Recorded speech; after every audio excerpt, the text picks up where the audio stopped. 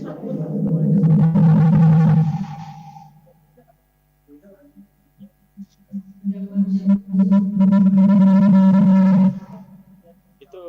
punya siapa tuh? Bentar, Pak. Bentar, Pak.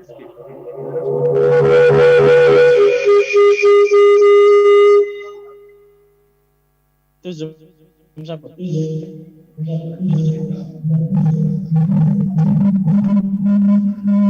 Zoom Samsul ya?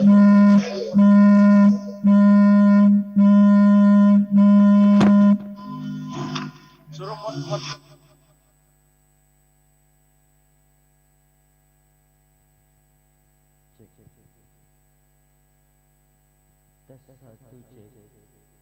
Tes 1 cek.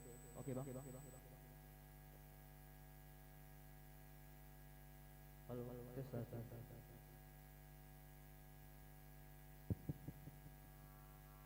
Good morning, ladies and gentlemen. It's coming from that we're going to start this conference for a few minutes. For all of the participants, please mute your audio. Thank you. Selamat pagi kepada Bapak Ibu para undangan sekalian. Dengan hormat kami informasikan.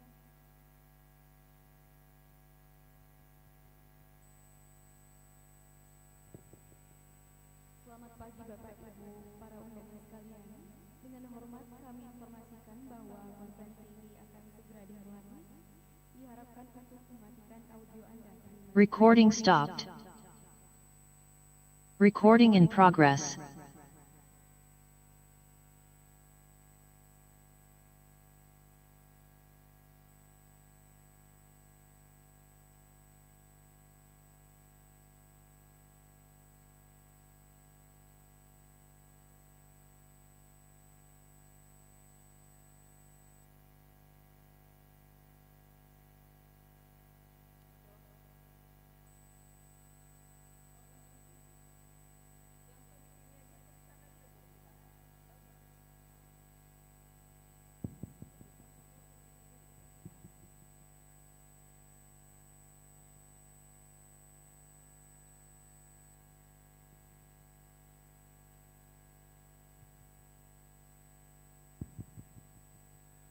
Good morning.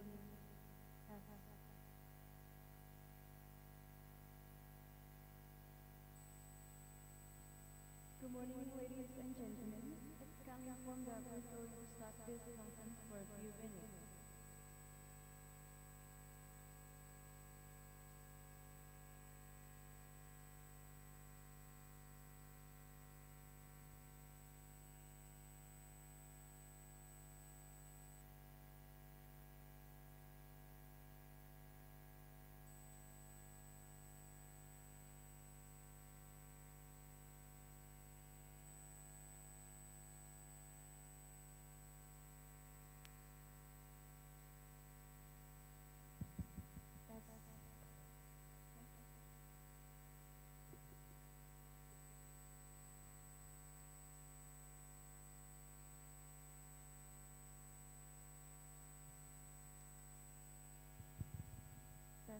Good morning, ladies and gentlemen.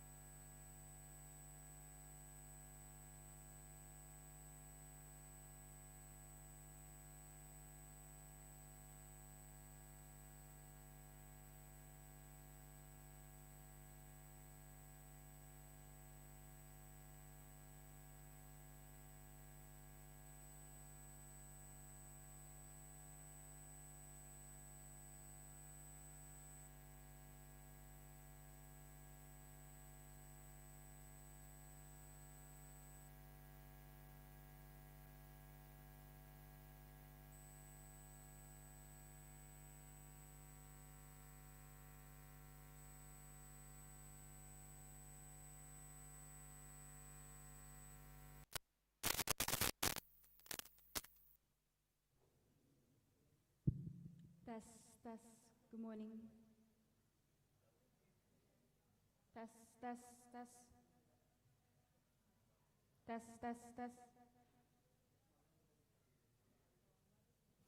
morning. Good morning.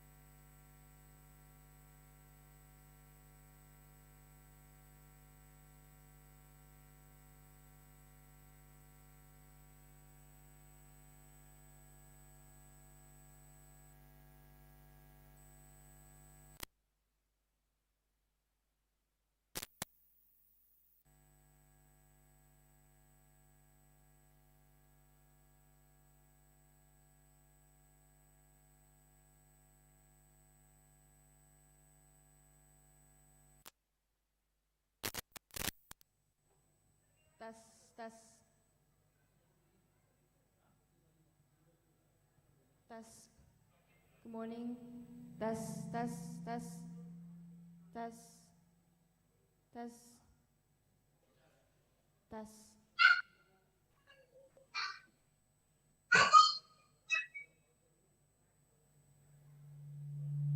Tes, tes, tes, tes.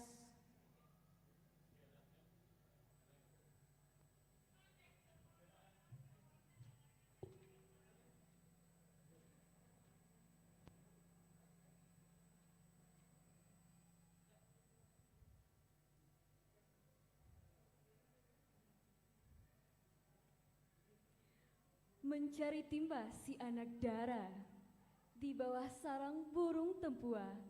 Salam sembah pembuka bicara. Selamat datang untuk semua. Assalamualaikum warahmatullahi wabarakatuh. Waalaikumsalam warahmatullahi wabarakatuh. Good morning, ladies and gentlemen.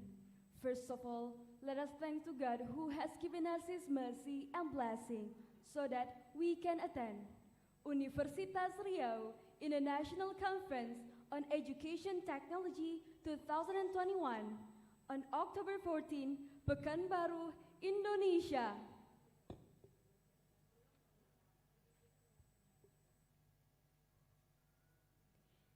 His Excellency, Director of Universitas Riau, which is represented by the Vice Rector, Professor Dr. Iwantono, MPhil.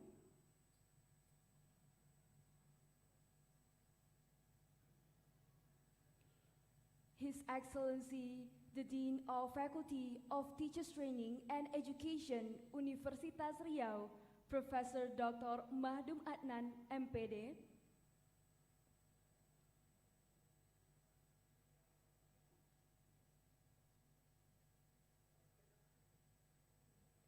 The Excellencies, the Vice Deans of Faculty of Teacher Training and Education, Professor Dr. Jimmy Kopriadi, SSI, MSc, Dr. Sumarno, MPD, MSI,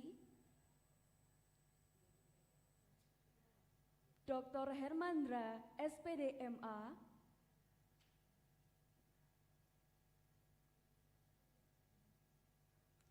His Excellency, the Chair of URICET-2021, Professor Dr. Nur Islami, SSI, MT, and the Honorable keynote speakers from Indonesia, Malaysia, Canada, and the Republic of Korea. Excellencies, all presenters, distinguished guests, ladies and gentlemen. We are delighted to welcome you all to URICET 2021 at Universitas Riau, Pekanbaru, the homeland of Melayu. My name is Anissa and I feel very honored to be your master of ceremony for this event. Ladies and gentlemen, in this special morning, we have several agenda. The first agenda is reciting Holy Quran by Dava Putra Darmawan. Dava is the runner-up of FKIP MTQ 2021. Please welcome Dava Putra Darmawan.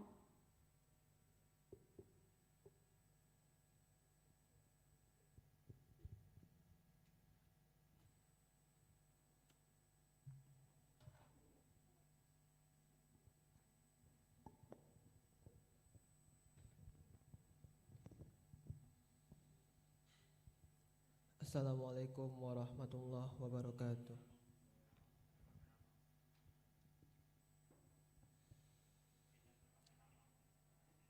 A'udzu billahi minasy syaithanir rajim.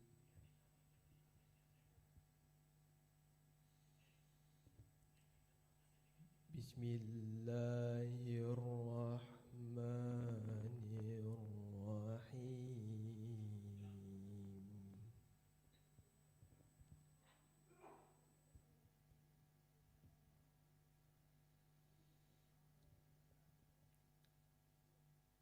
Watlu alaihim naba'a abnai Adam bil haqq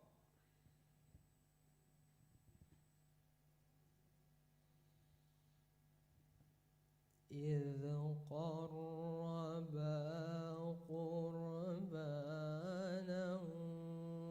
fatuqabbila min ahadihima walam yutaqabbal minal akhar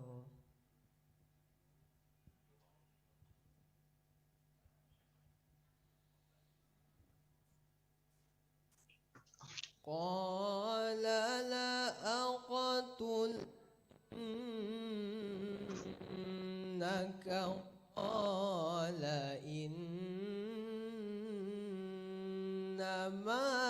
yataqabbalullahu minal muttaqin.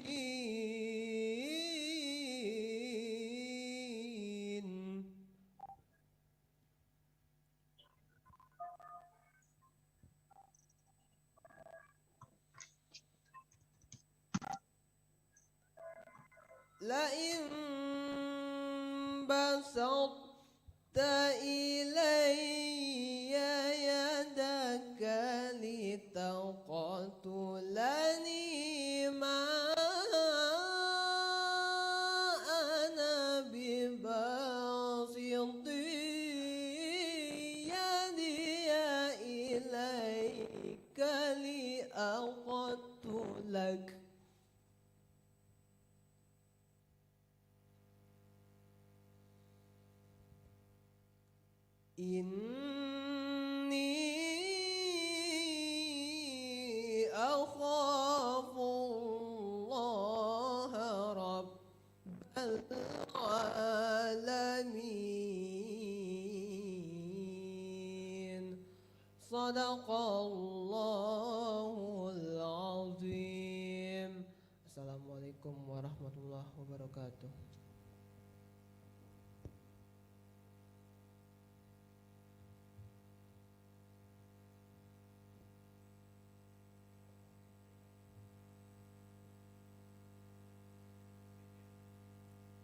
Thank you, Dalfa. Next, singing the national anthem, Indonesia Raya. In this occasion, we will present the music video on the screen. All audiences are kindly requested to rise.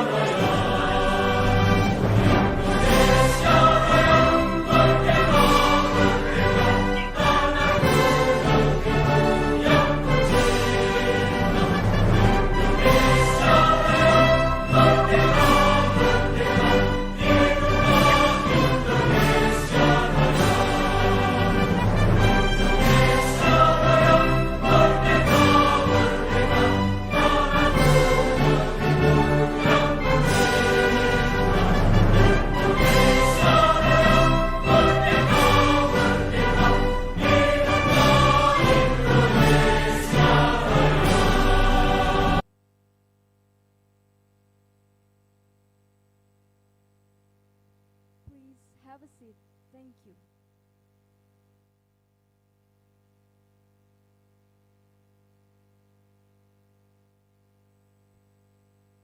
Harum semerbak melati putih, dipetik dari tepilah taman. Darah membawa sekapur sirih dalam alunan tari persembahan. Distinguished guests, ladies and gentlemen, we would like to welcome you all with our warmest greetings by presenting a Malay traditional welcoming dance or tari persembahan from Riau, the homeland of Melayu.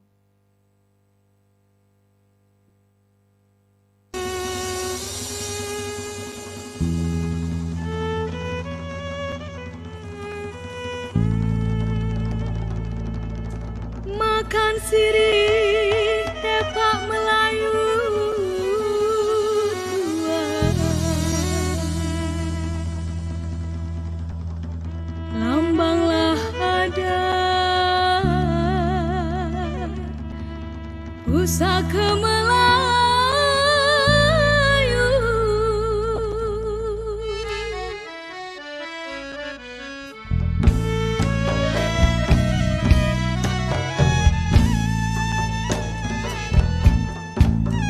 Makanlah sirih ujunglah ujungan, ujunglah ujungan.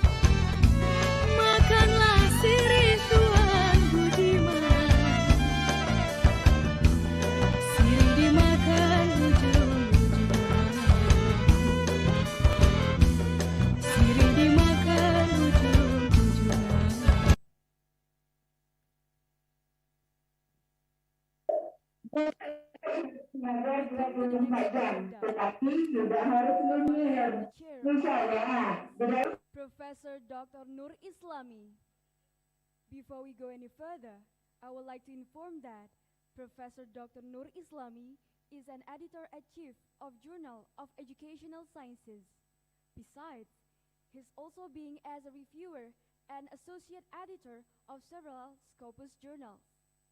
Currently, his Scopus index is 10.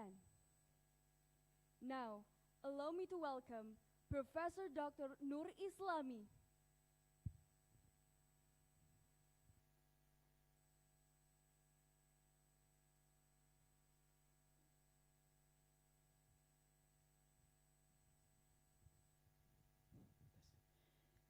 Assalamualaikum warahmatullahi wabarakatuh. Alhamdulillahirabbil alamin. Asyhadu an la ilaha illallah wa asyhadu anna Muhammadar Rasulullah. Allahumma sholli ala sayyidina Muhammad wa ala ali sayyidina Muhammad. Kita jangan saya, Pak. Minta Good tolong. morning. First of all, on behalf of the organizing committee, I wish to extend a very warm welcome you all to Universitas Riau International Conference on Education Technology 2021 in Pekanbaru, Riau, the home of Melayu. Your Excellency, Professor Dr. Aras Mulyadi, the Rector of Universitas Riau, in this occasion is represented by Professor Dr. Iwantono MPhil, the Vice Rector of Student and Alumni FRI. Your Excellency, Professor Dr. Mahdum MPD, the Dean of Faculty Teacher Training and Education Universitas Riau. Your Excellency, all the Vice Dean, Faculty of Teacher Training and Education Universitas Riau, Professor Dr. Jimmy Kopriadi, Associate Professor Dr.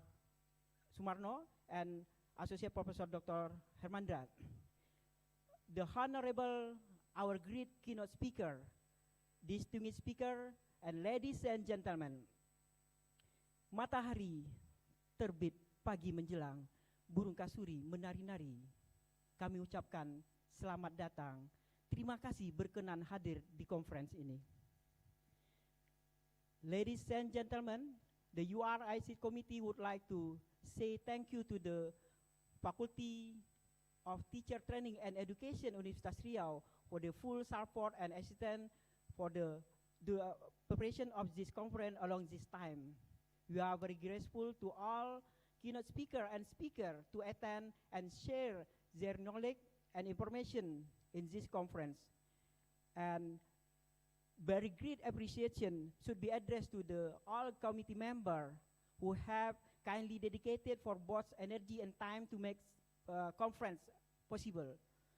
Dear ladies and gentlemen, in this conference we invited 5 keynote speaker, Associate Professor Dr.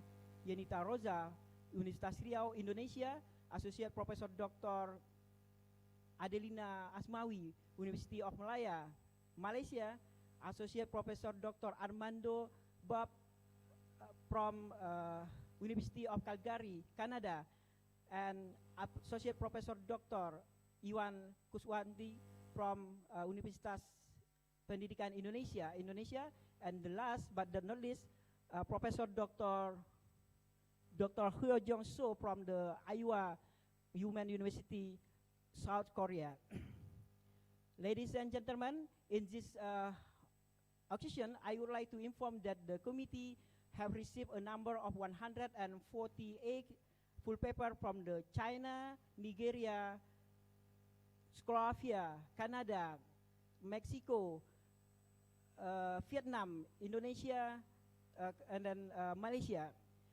However, after review process, only a number of 113 full paper have been accepted for the oral presentation, which is divided into 8 parallel sessions. And inshallah, all the accepted paper will be submitted to the IEEE Explore, and then which is indexed by the Scopus. Ladies and gentlemen, finally, once again, On behalf of the organizing committee, welcome you all to the URICET 2021 and have a nice conference. Wabillahi taufiq wal hidayah. Wassalamualaikum warahmatullahi wabarakatuh.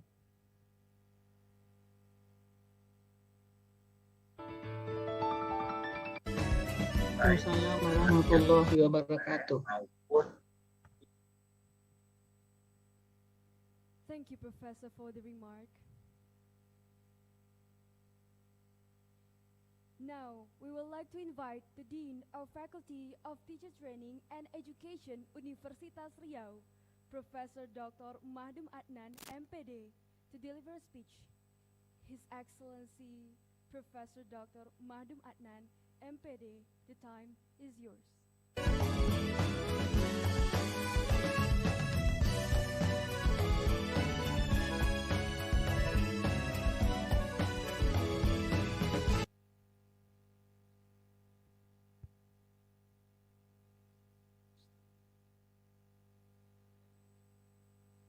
Alhamdulillah. Alhamdulillahillazi arsala rasulahu bil huda wa dinil haq liyuzhirahu 'ala dini kullih walau karihal musyrikun. Asyhadu an la ilaha illallah wa asyhadu anna Muhammadan abduhu wa rasuluh la nabiyya ba'dah. Amma ba'du. Assalamualaikum warahmatullahi taala wabarakatuh.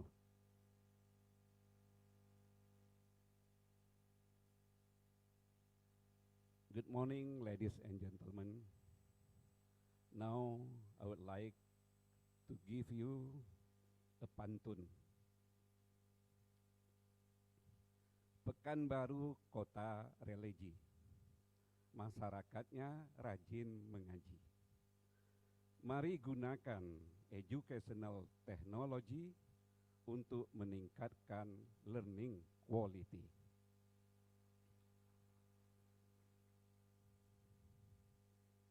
It is a really honor for us for your participation in the branch of conference, especially for our Excellencies keynote speaker, Professor Dr.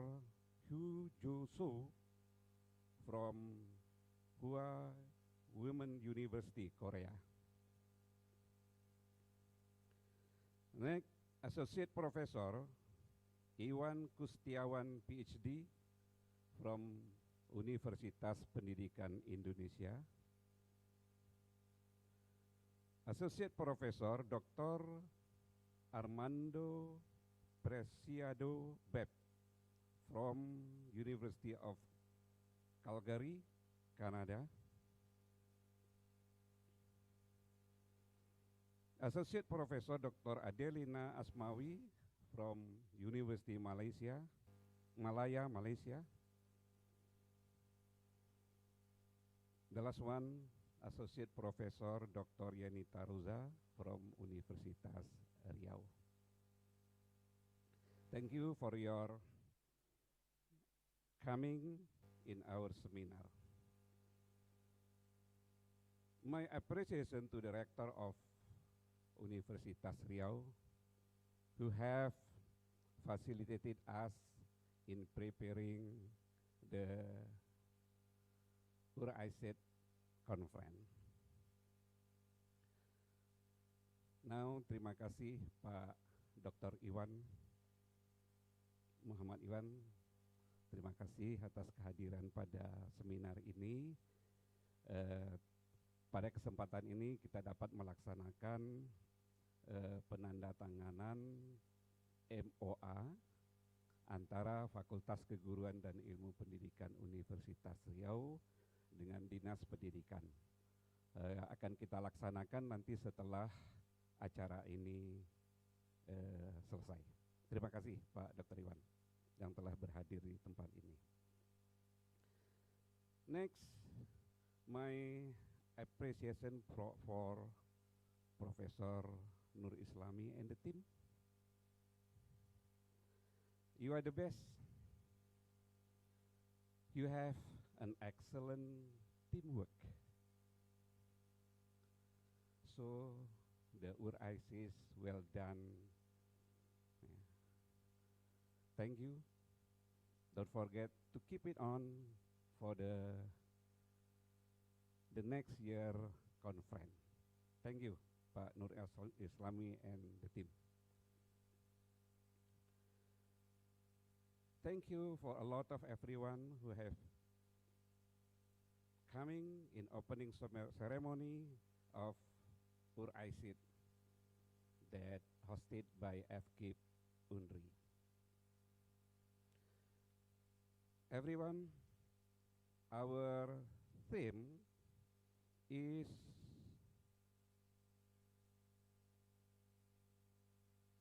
our claim is educational technology for better learning quality. This conference is an interdisciplinary conference decided to the advancements of theory and practice in educational technology and STEM, science, technology, engineering, and mathematics. This theme is in line to our course values, FKIP, Faculty of Teacher Training and Education, Universitas Riau, that we call teachers. Teacher is the acronym of transformative, empathy, adaptive, curious, humble, excellent, righteous, and spirit. These core values teachers is in line with Budaya Akademik Universitas Riau, ASRI. Amanah, santun, responsive, and innovative. The goal that we teachers would like to implement in is Pelajar Pancasila. That's amanah, santun. Amanah, santun, pelajar Pancasila, that mean beriman dan bertakwa kepada Tuhan yang Maha Esa. Berakhlak mulia, berkebinekaan global, bergotong royong, mandiri, berpikir kritis, and kreatif.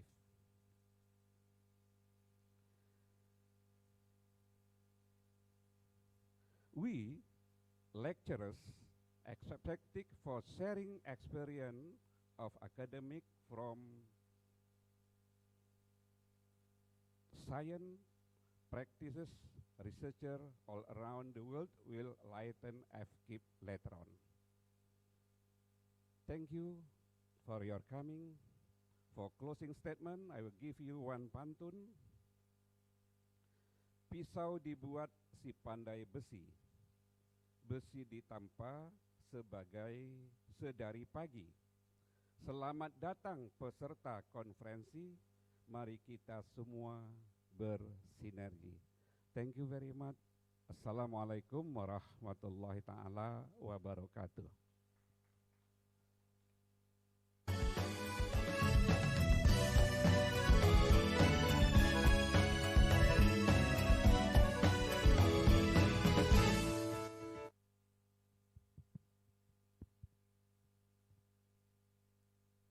Thank you, Professor, for the remark.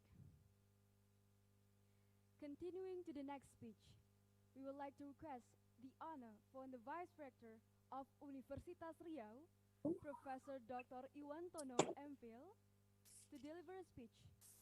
And also, we would like to kindly request the Professor to officially declare the unveiling of this conference. His Excellency, Professor Dr. Iwantono MPhil, the time is yours. Thank you. Bismillahirrahmanirrahim. Assalamualaikum warahmatullahi wabarakatuh. Alhamdulillahirabbil alamin. Wassalatu wassalamu ala asrafil anbiya'i wal mursalin وعلى آله وصحبه رسول الله أجمعين. اللهم صل على سيدنا محمد وعلى آل سيدنا محمد. May peace be upon you, Dean and Vice Dean of Faculty Teachers Training and Education, Riau University, Chairman of URICET 2021, keynote speakers from Republic of Korea, Professor Dr. Yu Jeong-ho, MLH Women's University, from Canada, Associate Professor Dr. Armando Preciado Bab, University of Calgary. From Malaysia, Associate Professor Dr. Adelina Asmawi, University of Malaysia, University of Malaya, Malaysia. And from Indonesia, Associate Professor Iwan Kustiawan, PhD, Universitas Pendidikan Indonesia, Associate Professor Yenita Rosa, PhD, Universitas Riau. Dear speakers, participants, distinguished guests, ladies and gentlemen. First of all, on behalf of Universitas Riau, it is my great honor to welcome more than 200 delegates to join Universitas Riau International Conference on Education Technology 2021 in Pekanbaru, Indonesia. Honorable guests, the conference is organized and sponsored by the Faculty Teacher Training and Education Universitas Riau, by its mission to create creative, innovative, competitive academics through research and devotion to the community based on education technology research. This event, especially University of Riau International Conference on Education Technology, has been conducted every year.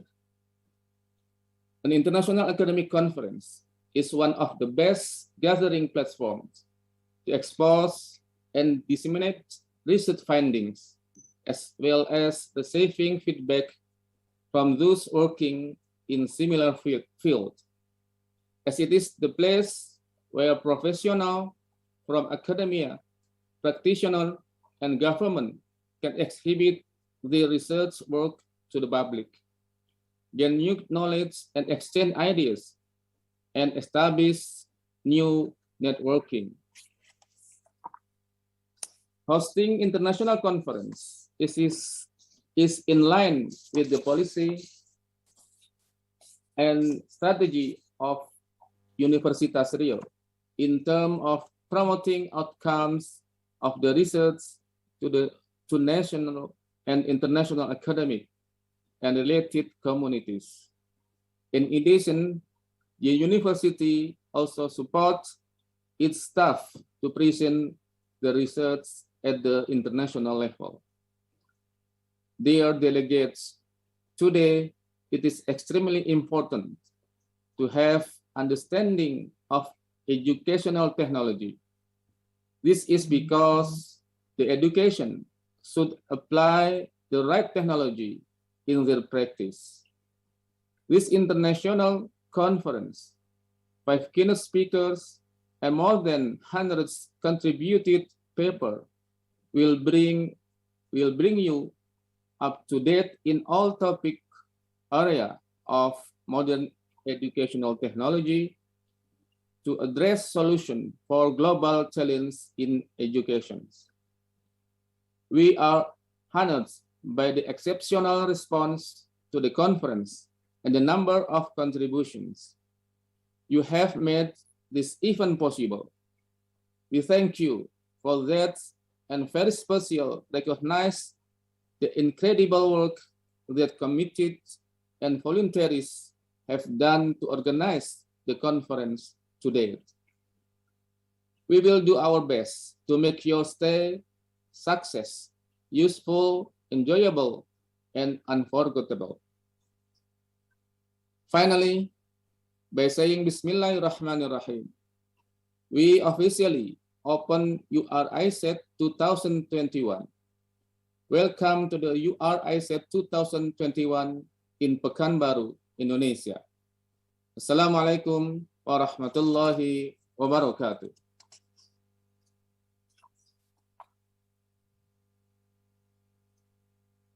Thank you, Professor, for the remark.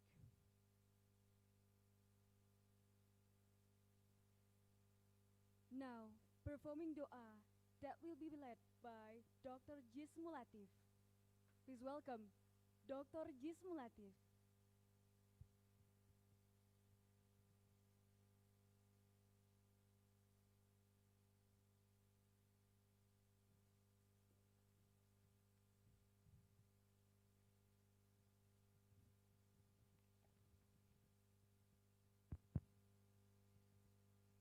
Assalamualaikum warahmatullahi wabarakatuh. Alhamdulillahi rabbil alamin. Wassalatu wassalamu ala ashrafil anbiya'i wal mursalin wa ala alihi rasulillahi ajma'in. Ladies and gentlemen, before we pray, let us nod our heads for a few seconds and concentrate on remembering God, the Almighty, for the success of this event. Oh Lord, the most gracious, the most merciful, we give up our hearts and souls to you, to thanks and ask for your forgiveness and protection. Oh Lord, the most gracious and the most merciful, this morning, we are gathering in this spiritual conference, holding an international seminar. Therefore, we are praying and expecting your blessings. Rabbana wa la tahmil alayna isran kama hamaltahu 'alal ladzina min qablina. Rabbana wa la tuhammilna ma la taqata lana bih. Wa'fu 'anna waghfir lana warhamna. Anta maulana fansurna 'alal qaumil kafirin. Rabbana atina fid dunya hasanah wa fil akhirati hasanah wa qina azabannar. Subhana rabbika rabbil izzati amma yasifun wa salamun 'alal mursalin walhamdulillahi rabbil alamin. Assalamualaikum warahmatullahi wabarakatuh.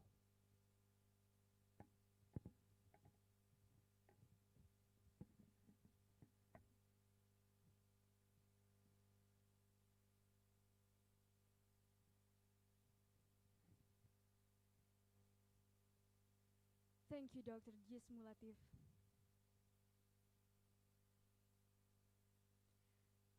Dang merdu bunda berjasa, hang tuah putra teladan. Konferensi internasional telah dibuka, makalah terbaik kami sajikan. Ladies and gentlemen, we would like to announce the best papers of this international conference. In this occasion, the Secretary of URICET 2021, Associate Professor Dr. Rosalinda, will announce the names. To Associate Professor Dr. Rosalinda, the time is yours.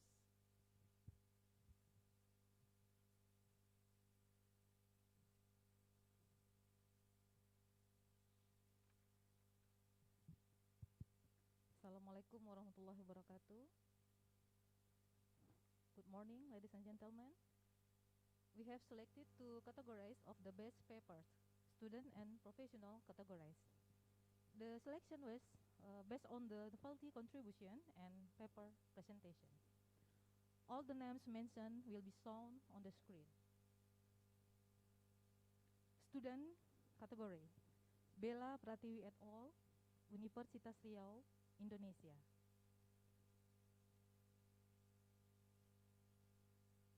Maran Kansiran et al., Universiti Pendidikan Sultan Idris, Malaysia. Anissa Permata Islami et al., Universitas Riau, Indonesia.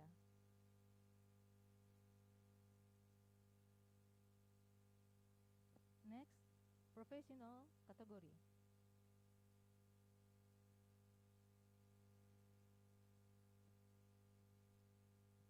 Indra Wijaya et al., State Polytechnic of Malang, Indonesia.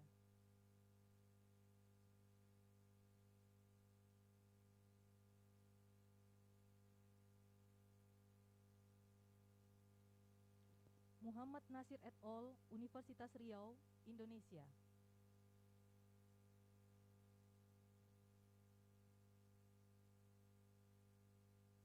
Next, Muhammad Rahmatullah, Lambung Mangkurat, University, Indonesia. Congratulations to all of the best paper writers. Thank you. Assalamualaikum warahmatullahi wabarakatuh.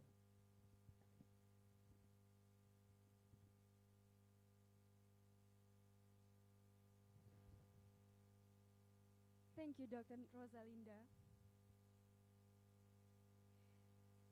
Excellencies, ladies and gentlemen, now we come to the end of our opening program.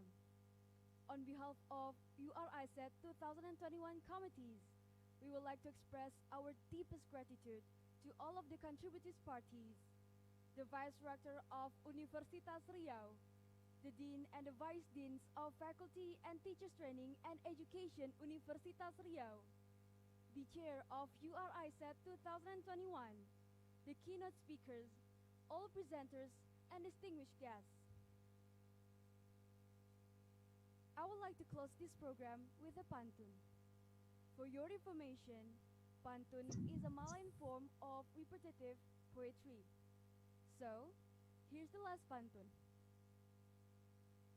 Bujang dan dara tinggi semampai, senyum dan sapa sepanjang hari.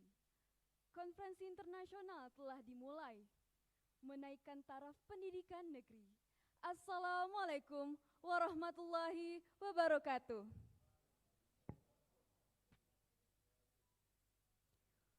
Ladies and gentlemen, I would like to invite you all for the photograph session or picture documentation. Please turn on your video camera and we will capture some pictures in 15 seconds. Thank you.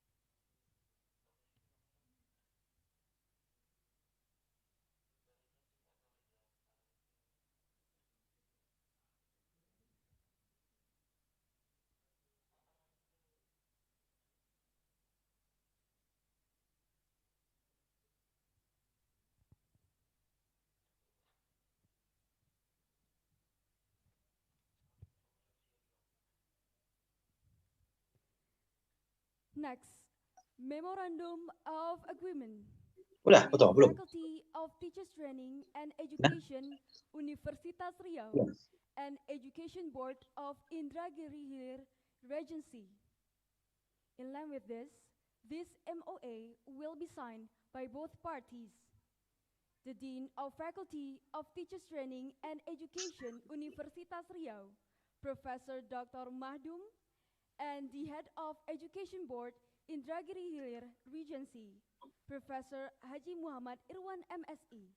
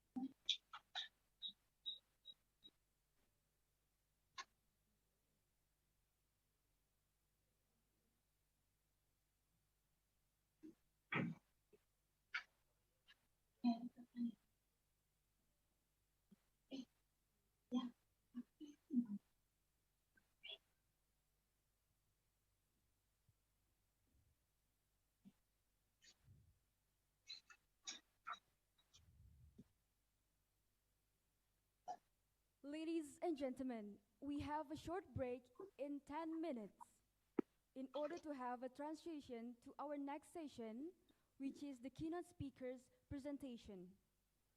Kindly please stay tuned in this conference. Thank you.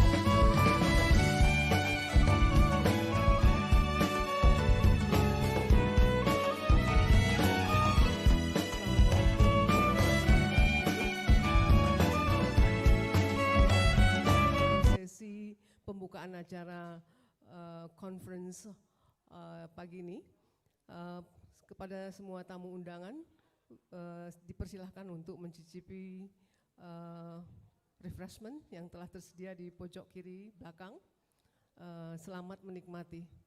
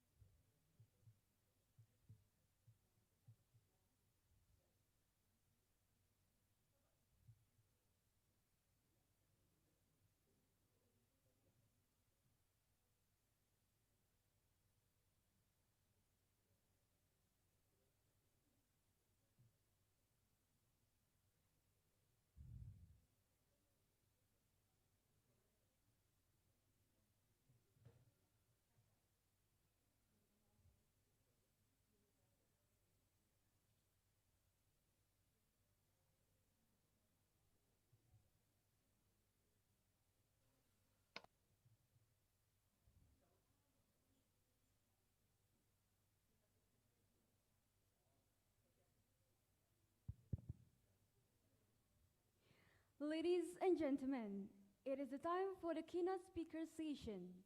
But before we move on, allow me to introduce you to our great keynote speakers. The first is Associate Professor Yenita Rosa, PhD, from Universitas Riau, Indonesia. And the second is Associate Professor Dr. Adelina Asmawi from University of Malaya, Malaysia. And the third is Associate Professor Dr. Armando Persiado Bab from University of Calgary, Canada. And the fourth is Associate Professor Iwan Kusniawan, PhD, from Universitas Pendidikan Indonesia, Indonesia. And the last but not least, Professor Dr. Ho Jong-so from Hiwa Women's University, South Korea. Now, I would like to invite the moderator for the keynote speaker sessions. Please welcome Dr. Afrianto MED as the moderator for the first and second keynote speaker presentations.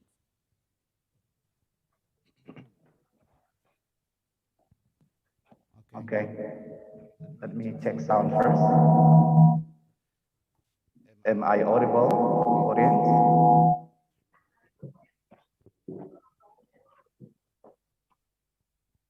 Okay. Assalamualaikum warahmatullahi wabarakatuh. Okay, good morning everyone. Welcome to the first of our conference today. I'm Afrianto. I'm going to lead the first session. Before we start, let me remind you all, please stay muted unless you are invited to speak up. All right, ladies and gentlemen, we have three great speakers for the first plenary session. The first session is with Ibu Associate Professor Yunita Rosa, PhD. She will present a topic entitled Online Learning, Barriers, Opportunity, and Teachers' Readiness. Bu Yunita will present for about 20 minutes and followed by Q&A session for 10 minutes. So if you have questions, you can write your questions on the chat box or later probably also can ask directly through Zoom meeting. Before we listen to the first presentation, let me introduce briefly Ibu Yunita Rosa, PhD. Ibu Yunita Rosa was born in Painan, June 14, 1963, and currently she is the coordinator of Masters of Education or Masters in Math Education in our faculty, Faculty of Teachers Training and Education on Universitas Riau. She is also currently as an expert staff in Vice Rector of Academic Affairs. Yang tadi register yang tadi jangan lupa pula. Roles in universities. All right, ladies and gentlemen, without further ado, let's now invite our first speaker, Associate Professor Rosa, PhD. Silakan Ibu. Okay, thank you, Pak Anto. Assalamualaikum warahmatullahi wabarakatuh. Good morning, everybody. Assalamualaikum warahmatullahi wabarakatuh. Audience, it's really an honor for me to share my study about the use of online learning by the teachers in the province of Riau. As the home of Malay tradition, let me read one bite of pantun to open my speech. Danau Raja tempat wisata, tembilahan panas kotanya. Online learning di depan mata, siapkah guru menghadapinya? In this precious moment, I will share the information about opportunity, barriers, and teacher readiness in implementation of online learning. This study is done by collecting data and some information in interview also with the teachers from various area in Riau. Today, in my agenda, I'll talk about a little bit about the online learning itself, the barriers, opportunity, and teacher readiness in several aspects that we will discuss later. First, I want to remind or to refresh our thinking or perception about what is online learning. The online learning is the learning that take place over the internet. And I think each of us already have the same perception about it. But the thing that we need to think about the online learning is that will catalyzing the pedagogical shift in how we teach and learn. So by using this online learning, we should not teach in old way. The online learning model emphasizes on interactive learning environment. Should have more discussion, more talking with our student. Online design to stimulate dialogue between instructor and student and among themselves. Meeting can be done synchronous or asynchronous. The minimum requirement to participate in this course online, at least a computer, an internet, and of course, the motivation to success. We will see, or I will display some information that I collected from some teachers that doing this online learning. We will see how they do it and what limitation that they find, and at the end of this presentation, I also give some suggestion for us to do relate to the online learning. First, I also will talk about the quality of online learning. The first is talking about the learner-centered content. So, by change into online learning, it also will shift to learner-centered content. The second is about granularity. As we know, our cognitive load is not the same for each of the students, so e-learning content should be segmented to get to better knowledge assimilation. Teaching approach must be changed, of course. More engaging student in doing the learning. Need high creativity of the teachers to develop interesting, joyful, and motivated learning experience for a student. Frequent learner interaction is needed to sustain attention and promote the learning. So this is not the stage for a lecturer or for a teacher, but this is for the sake of our student. And then the personalization, because everybody have the different pace of learning, so we need to facilitate each of them as well. It all will determine the quality of our online learning. Related to that, there are some teacher preparation that need to do by every teacher actually, even though it's for a beginner or even for the senior teacher. First, to do knowledge improvement. This is related to the content itself. Since you are going to change your style of learning, your learning strategy, teaching strategy, so you need to improve your knowledge in terms of content, teaching strategy, and how to improve student participation and doing an assessment. The second is skill building. Skill building in instructional design, delivering material, and the ability to analyze the application that you need for meet the student need. And the third thing, this is that many times obeyed by teachers, psychology readiness. However, changing from face-to-face learning to online learning will need some more preparation also in terms of your psychology readiness. Of course, each of us will have the question, why online learning? Why we need it? As we know, on the last 2 years, at least in Indonesia, we did the online learning. The first thing, the pandemic of COVID-19 forced us to do this. it seems that as we have no choice in the way of teaching. And because of this pandemic of COVID-19, the local government also makes some regulation. There is no face-to-face meeting. We have to change, if even though not all full online, it could be hybrid, but still in form of online learning.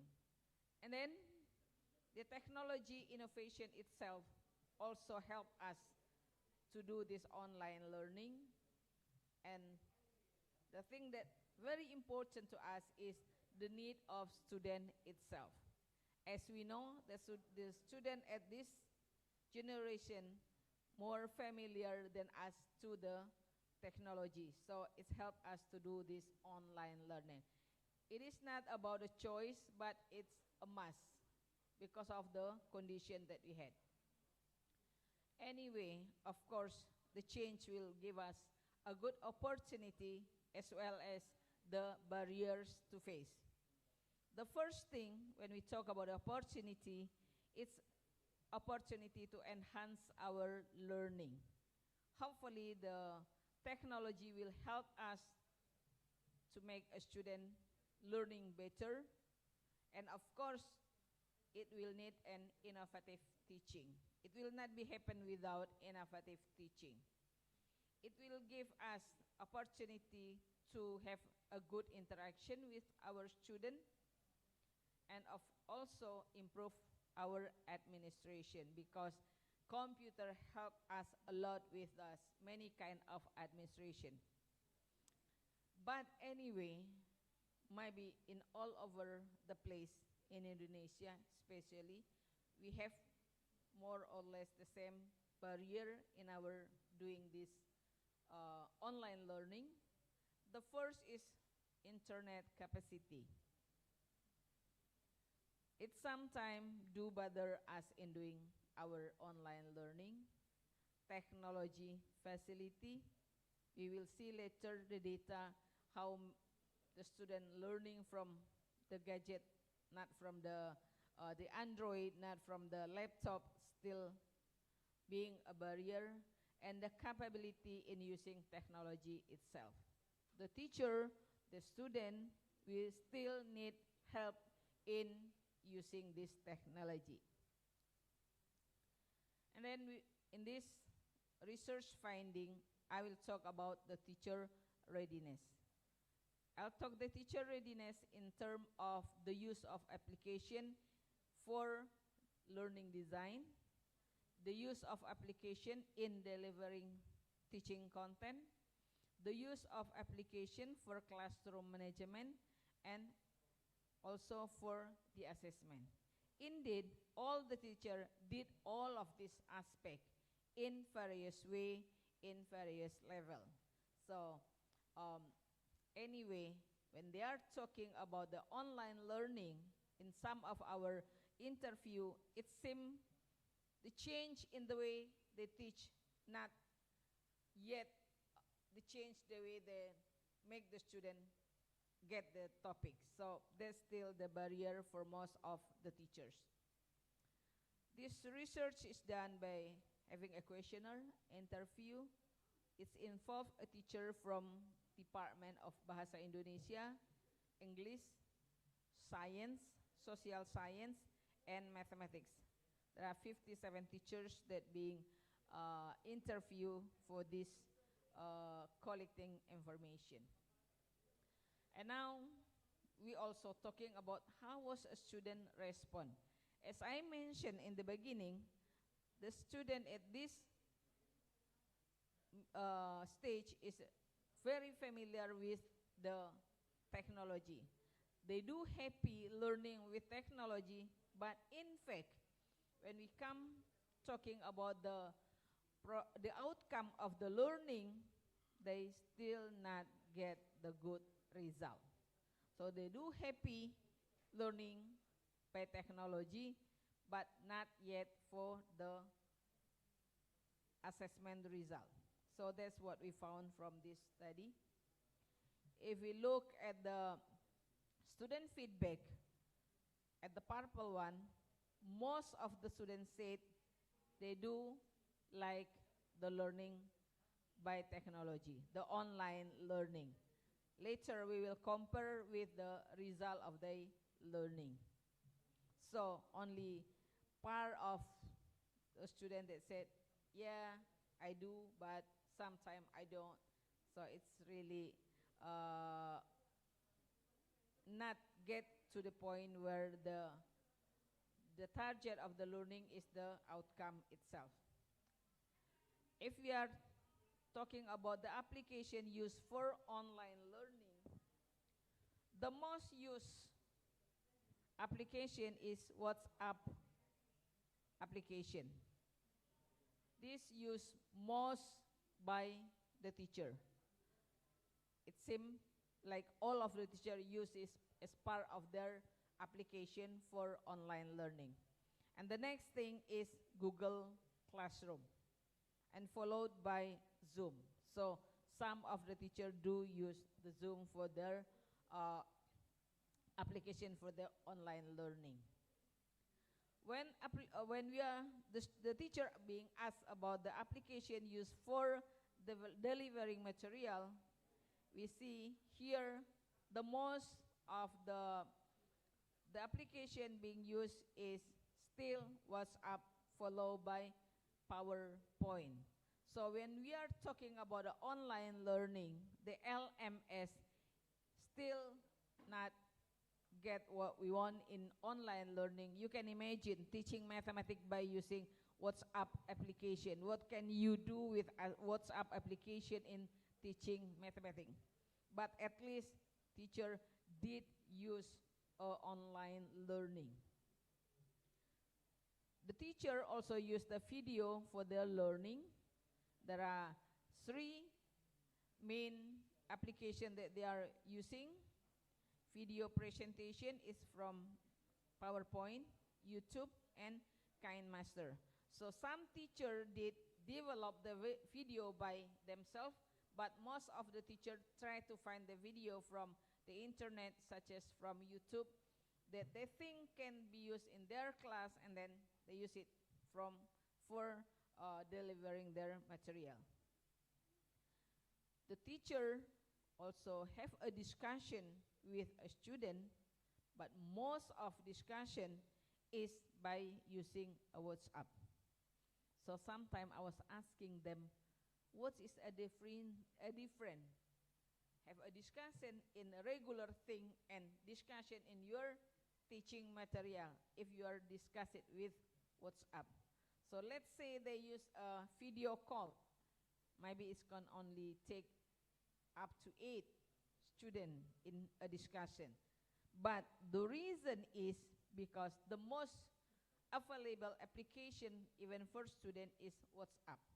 So that's the reason why they still use a WhatsApp for their discussion. And application they use for assignment is still the same, using the WhatsApp. When I discuss with them how they use this WhatsApp for assignment, so they make assignment, they type in Microsoft Word and make it a file and send it by WhatsApp, and then a student send it back to the teacher by WhatsApp. So that's what they did. But some teacher also use a Google Classroom and a Google Form. But this is not the main thing yet.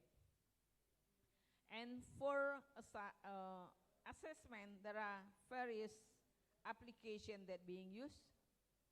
As we see in this graph, the most application is Google Form, is quite good, followed by quizzes, WhatsApp, and Google Classroom. That's what they use for their assessment purpose. The barrier for the teachers in general is talking about their capability in using technology itself. So when we have a discussion, I do understand I have capability in using, let's say, making video by using PowerPoint, but still cannot teach still cannot reach the teaching part of pedagogical thing of teaching. So it just looked like the deliver it without thinking about the the achievement of the student. So the main problem for them is their capability in using the IT. The next one is internet capacity. I think it's now might be getting better in terms of the internet. The problem for a teacher in running the online classroom in relate to the student, the first thing is about student presency. They said the student are in front of their computer, but we don't know whether they are listening to the teacher or they are playing with their gadget. Some student or maybe more student did not open their video during the classroom, so the teacher cannot control the student. And then the next thing is the student participation. It is hard for a teacher to ask a student to participate in the teaching. Most of them just listening, being quiet in the front of their camera. And of course, the next thing is discipline, because they can in and out of the camera with the excuse of internet problem. The next thing is the barrier in delivering material is about the student achievement. Teachers still feel like cannot get or cannot improve student achievement better. So from the information or data that we collect, we said there are challenge for a teacher to make a teaching quality as the key of learning. The first thing, challenge about their attitude, knowledge about tools and format, and knowledge about implementation. Then we have some suggestion for a teacher, for management, for a student in doing online learning. Students still need a support and motivation to persist and succeed to reach meaningful destination. If the student needs support, it means teacher need to give a support. Teacher need pedagogical support to integrate best practice with technology. If teacher need a support, it means management, school manager need to give them the support. Teacher need a course in using technology itself. So, Excellency audience, that's all our finding in this study. Hopefully, it will give you some information what we have done and what we need done, what need to be done for the next. Okay, thank you. Wassalamualaikum warahmatullahi wabarakatuh. Waalaikumsalam warahmatullahi wabarakatuh.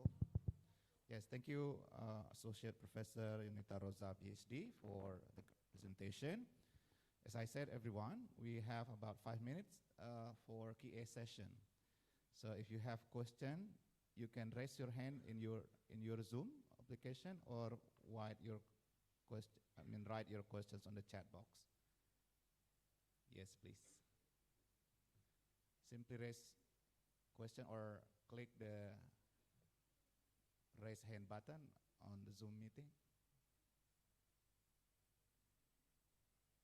Okay, we got a question from Mr. Armando Preciado, our next speaker actually. So thank you for your question, Mr. Armando. The question is, how long did teacher have to adapt to online environment? Yes, silakan, please, Bu Yunita. Okay, thank you for the question, Mr. Armando. The fact, by the time the pandemic is hit our country, and then the regulation from the government is come out. Actually, at the time the teachers start to do their online learning, it seemed like there is no time. They wait for implement it. But the problem is it need a time to improve the quality. Even now, like it's 1 year been, we use the online learning for more than 1 year or about 1 year, the quality is still not as we expect yet. So they do it instantly, but we are thinking about the quality. So that's the suggestion that I give on the last slide. Thank you. All right, thank you for the answer, Bu Yunita Rosa. I hope it answered your question, Mr. Armando. All right. Wondering if you still have questions. We still have about 3 minutes left for the first session. Everyone, please. Yeah, you can write your questions on the chat box or click the raise hand button on the Zoom meeting so you can directly ask questions.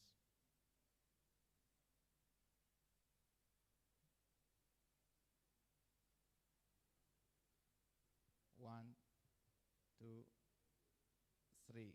It seems to me there is no more question. Okay, I give it back to Ibu Yunita Rosa to have a closing remark for your presentation. Okay, thank you, Excellency audience. So hopefully by giving more support for a teacher, for a student, we can help them in implementing this online learning. Even though the pandemic is getting better, but this is not going to change the way of teaching because of the technology itself. So we still practicing the online class itself, yeah, from this presentation. Can you please clap your hand, please? Something like this. I don't see any clapping hand. Oh, you can see. All right. All right then. Now, everyone, we are going to proceed to the next session. I mean, the next presenter.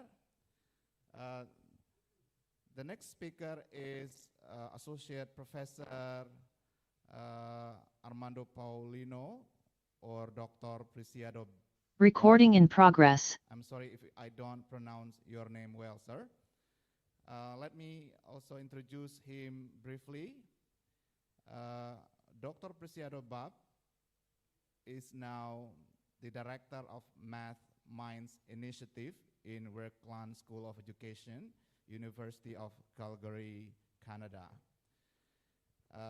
Dr. Preciado Bab has an extensive experience teaching courses in mathematics and math education, both online and presential.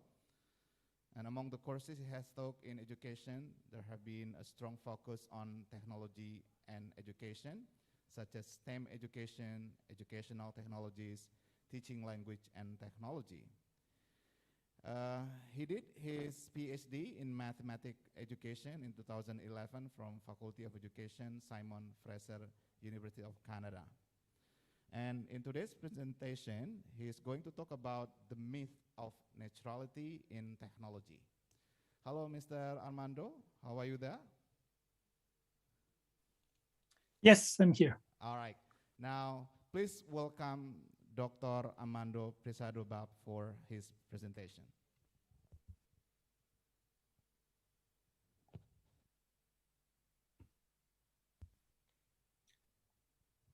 Okay, so I have had some issues with Zoom, so I will just please ask to let me know if the slides doesn't move. I have seen some issues with PowerPoint and Zoom. Thank you. Oh, perfect. Now I can see the slide. So first, thank you for the organizers of the conference for this invitation. I'm very happy to present today. I have a experience with the technology for education, but today I want to talk about something different. This has to do with my experience in STEM-related courses, especially when we talk about technology and we think about educating people in technology fields. So that's where I want to focus for the presentation. So when we talk about technology, we can talk about too many things. Today, I want to focus just on a few things. One is issues of when we have issues with technology. One will be these dilemmas and moral ethics related to war technology, from atomic bombs to swarm of drones. There has been some issues around well, at least political conversations and discussions about the use of technology in war. We also have this waste and pollution related to the exponential growth of technology. And this is also has resulted in exponential growth of garbage, technological garbage, which is impacting, strongly impacting the environment. And the last part of I want to include, the third element I want to focus on today, is technology that actually has been resulted in marginalizing and actually perpetuating racism. So the title of the talk is The Myth of Neutrality in Technology. So what is the neutrality? Neutrality in technology, this is similar to science. We can apply that to science as well. It's the belief that technology is neutral, is objective with no biases, that technology serves to a greater good. But many people have contended this when asking, for example, who benefits from technology? What are the intended and the actual effects of technology? Who decides what should be researched and developed? So if we ask those questions, we can see that technology is not neutral. It has to do with who makes those decisions, who pay for the research.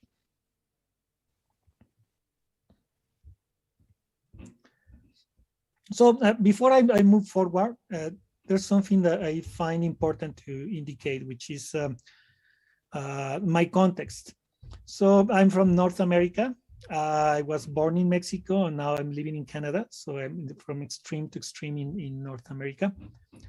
And I want to stress that because my perspective is from this region of the world. So they are things that may relate only to the US or Canada, or the US and Mexico. But I hope those will exemplify the types of issues we may face when we think about technology and society. I also want to stress that my background as in the World School of Education at University of Calgary includes a lot of work in STEM education for teachers, and also the use of technology in the classroom. So I want to touch a little bit on this. I decided last minute to include a little bit of this because of the previous presentation, but my main focus will be on those bigger issues in technology. I also come from the learning sciences specialization in the School of Education.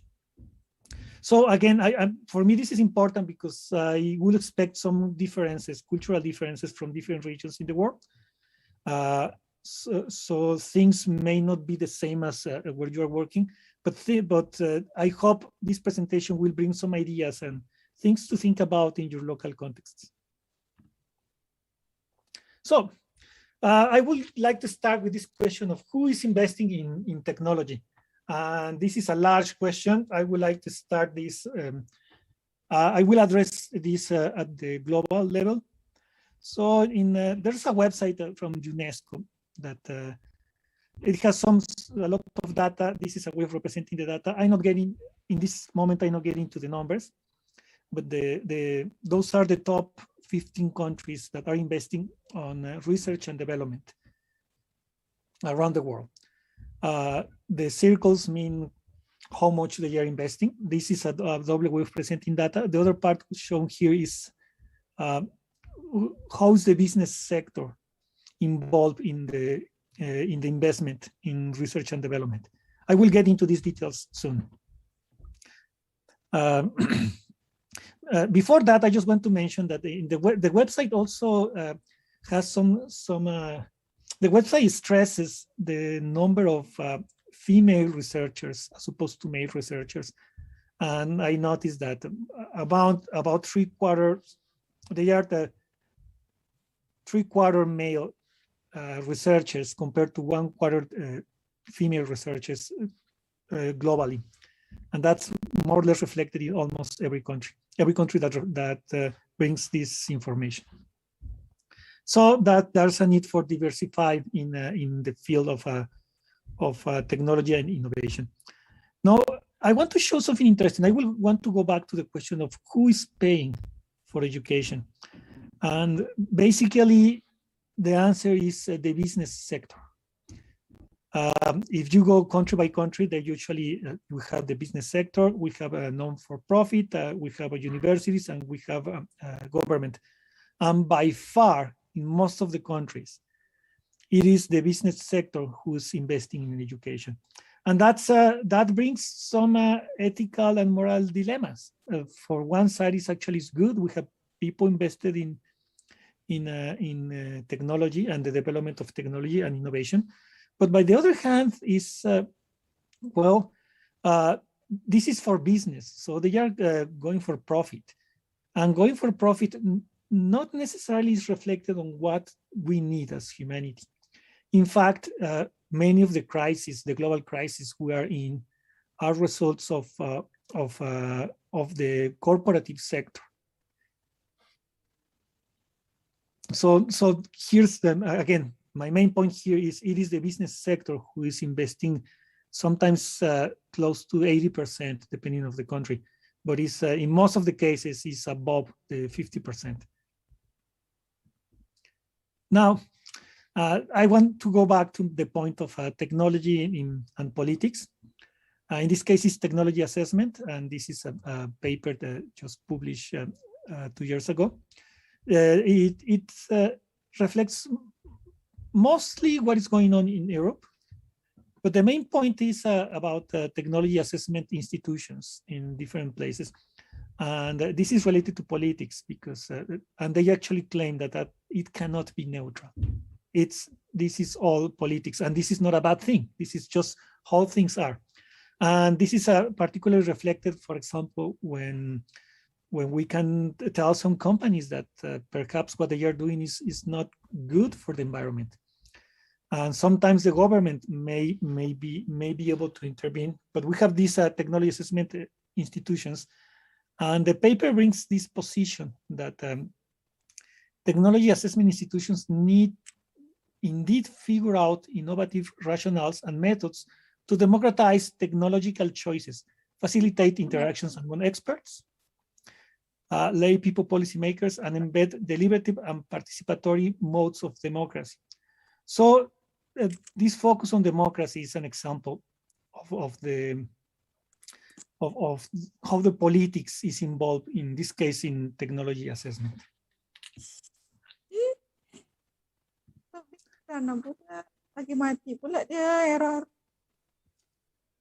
Okay, I will continue. So there's also some new dilemmas in ethics and technology and war. This American Academy of Arts and Sciences has an ongoing project, and they have found, I will assume these are preliminary results because the project continues, the following results in their data. And this has to do with again, with war and technology. So most lethal violence now occurs outside conflict zones. So basically, the worst of the war is not in the conflict zones, it's around there. For example, the loss of access to food and healthy services, making a broader approach essential to understanding violence. So we need to understand violence in a broader sense. They also found that emerging technologies such as cyber weapons and drones will make military adventurism and wars more likely. However, some people also believe that those technologies could help to de-escalate crises and empower humanitarian organizations.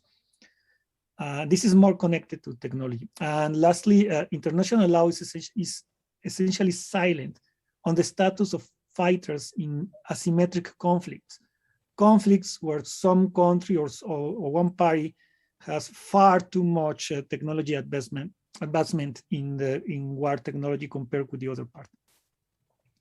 So those are a little bit of the findings in politics of technology regarding war.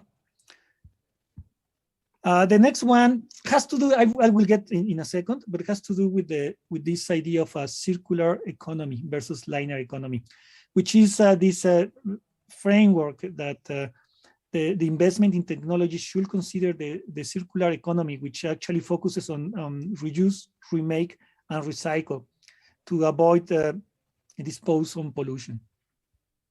And this idea has been taken forward at the political decisions in some places, especially in Europe.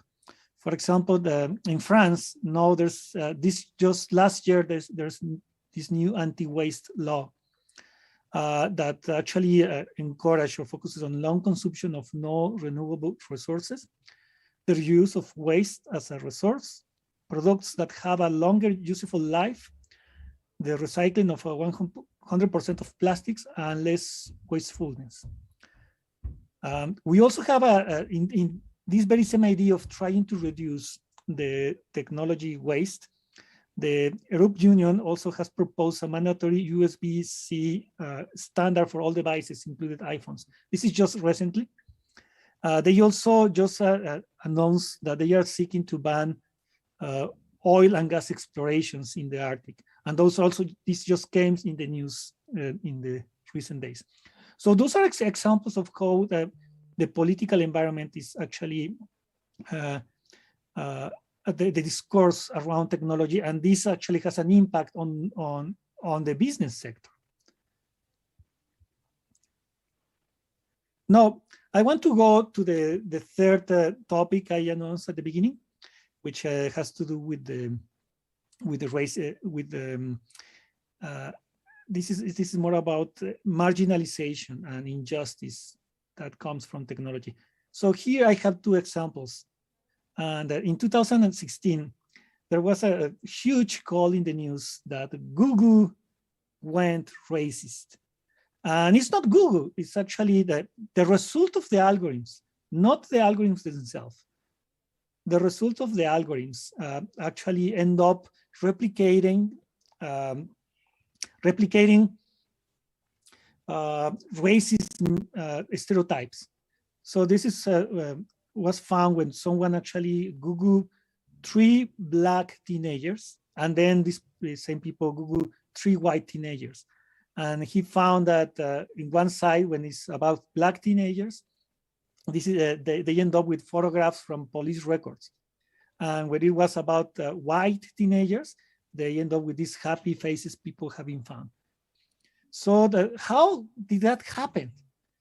So and this has to do with the artificial intelligence algorithms that actually look at not only the user data, but also how other people use images. And that's actually, that ended up replicating these stereotypes that actually end up being racist and marginalizing some people. Another important one is the use of face recognition technology. It has been found that some of those devices do not do well recognizing dark skin faces. In fact, and this is just I just found this 2 days ago in the UK, we have these drivers of Uber that have trouble, and they cannot work because the Uber system is using this face recognition software that does not recognize their faces, and then they end up having these messages that they were making a wrong use of the app, and they will block. So they have really strong consequences of this kind of technology.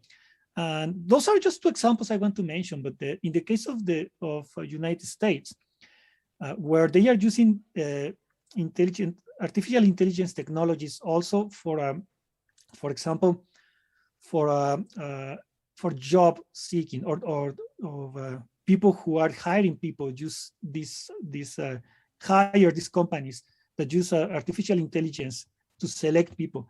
And we know this is highly biased, and that end up giving of course, kind of short oversimplified version is they are giving the good jobs to white people and they are not as good jobs to black people.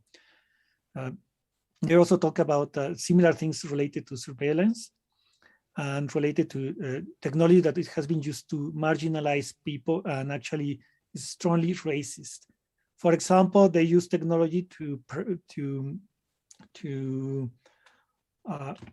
predict places that some crime is going to be committed, and that happens again in those places mostly with black or brown people.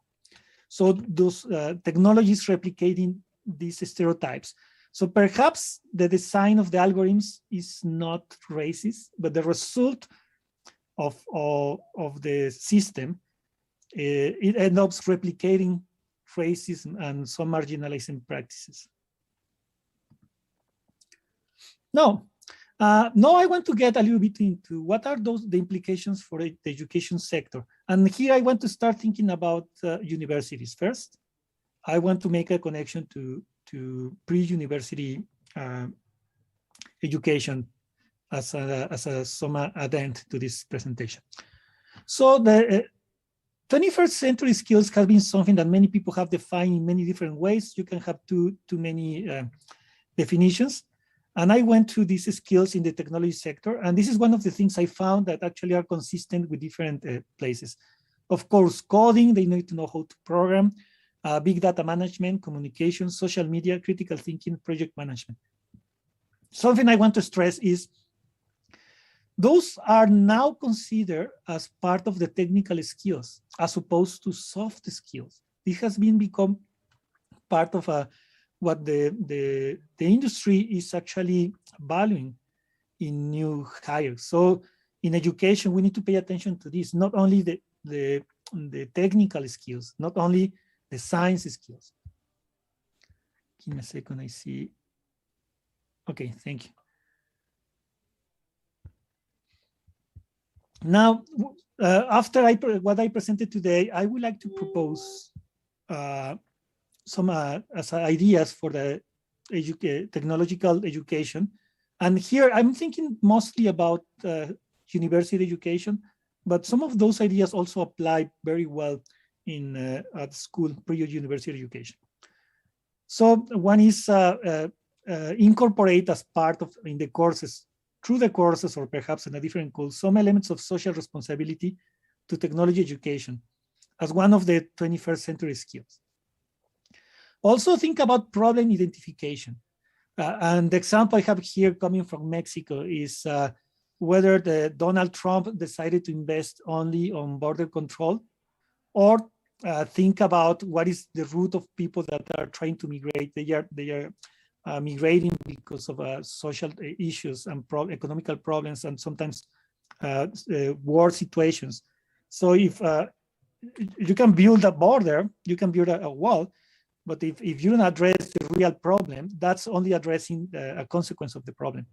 So that's a kind of going to problem identification, which also has connections to politics. Now, bringing diversity into decision-making and technology design, the different race and gender diversity, perhaps also age diversity, it would be important. Also search for explicit and uncovered biases. That's important to, now if we assume that we are always biased, then rather than asking, I am biased, we can ask, what are my biases here? So what are the things that I perhaps be blind? I don't see some issues here. And lastly, be vigilant to emerging issues with emerging technology. So I just last minute added this slide addressing the previous presentation. Suggestions for technology in education. This is in my experience at the University of Calgary. We use a management system that actually is very useful because we have everything there.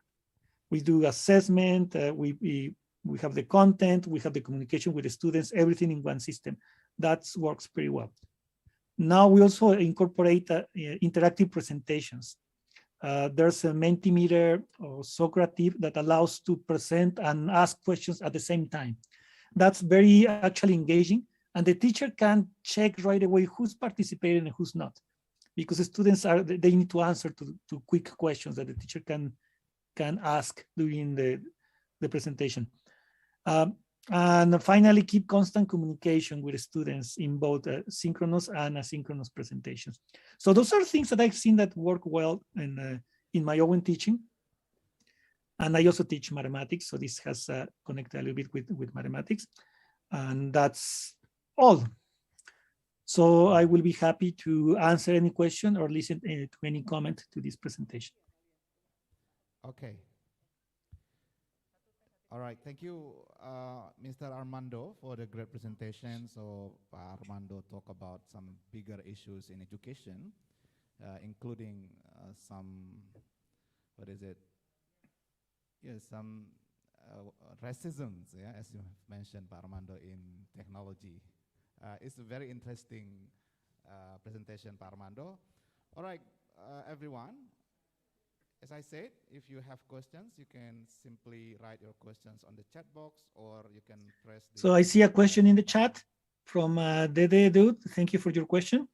How long does it take to apply 21st century skills in class so that the students understand? Well, that's a complex question, because those skills, it depends who define them. They are different skills, but it's also, I don't think that will happen in one course. I think that's and I don't think one course of 21st century skills will be the solution. I think that will be most likely that people should, students should be exposed to these skills, and that will be a requirement in several courses during the programs of studies. So I don't know how long does it take, but surely one single course wouldn't be enough. How does students during COVID? Yeah, thank you for the At the University of Calgary, we were using Desire to Learn, which is based in Moodle. And in fact, in the School of Education, we used to teach online courses since more than 10 years ago. So it wasn't new for us to actually move into online. We already knew how to do it. That wasn't a problem. The problem was for people who have to switch suddenly. They were teaching face-to-face and they have to switch right away into online, because the course wasn't designed to be online. But again, once we planned the course to be online, that's not a different story, as opposed to have this disruption of face-to-face and suddenly online. And how to assess student 21st century skills? Usually we assess them by projects as opposed to tests.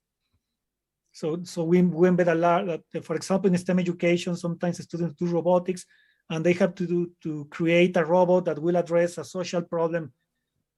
We encourage them to actually address a social issue. So for example, design a launch to a robot to launch drones to an area that has been affected by fire. So they work on that, they work the technical skills on that, but everything is around a social problem.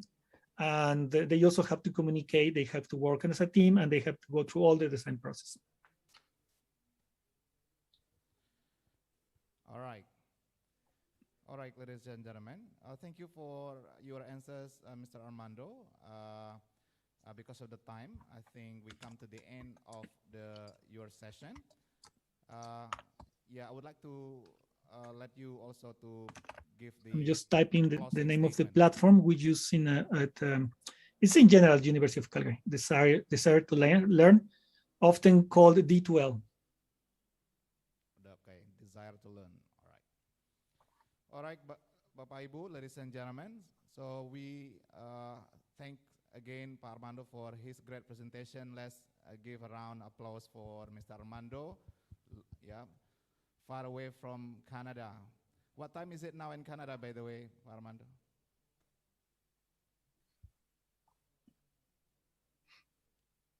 All right. All right, thank you everyone again. Now we come to the third session in this first preliminary session. we're going to listen to presentation from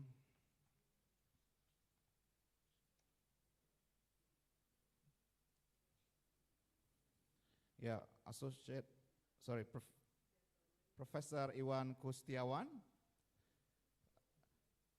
All right, Associate Professor Iwan Kustiawan will talk about potential utilization of augmented reality system in teaching and learning. Let me also introduce Pak Iwan briefly. He was born on September 8, 1977, and currently he's working in Universitas Pendidikan Indonesia. He's been there since 2003, and he did his bachelor degree in electrical engineering education from Universitas Pendidikan Indonesia in 2001, and then he did his master's in electrical engineering from Bandung Institute of Technology and finished in 2008. And he did his PhD in electrical engineering from National Yunlin University of Science and Technology, Taiwan, 2017. Currently, he is the head of electrical engineering study program of UPI, in UPI, Universitas Pendidikan Indonesia, from 2011 until now. All right, Bapak Ibu, ladies and gentlemen, please welcome Associate Professor Bapak Iwan Kustiawan. Okay, thank you, Bapak Dr. Aprianto. Assalamualaikum warahmatullahi wabarakatuh.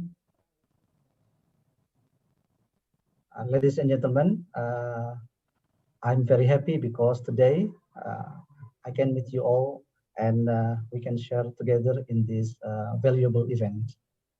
Firstly, I would like to say thank you for the moderator for giving me an opportunity to present my study or my research, in front of you all.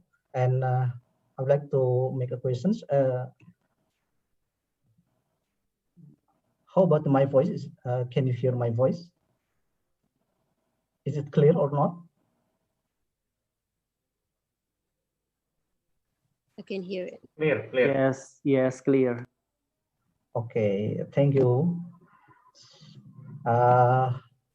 Please allow me to share my presentations. So in this time, I would like to present the topic entitled Potential Utilization of Augmented Reality System in Teaching and Learning situations. So ladies and gentlemen, this is my short biography. If you would like to contact me later, so this is my email in mobile phone. Yeah. Okay, talking about the augmented reality. So the first one, we need to learn about what is the augmented reality system. So the augmented reality system is the system in which computer graphic imagery are placed on the real world. For supporting the systems, there are three basic features: combinations of real and virtual worlds, real-time interaction, and accurate 3D registration of virtual and real objects. As you can see in the screen, so this is the example, the AR views.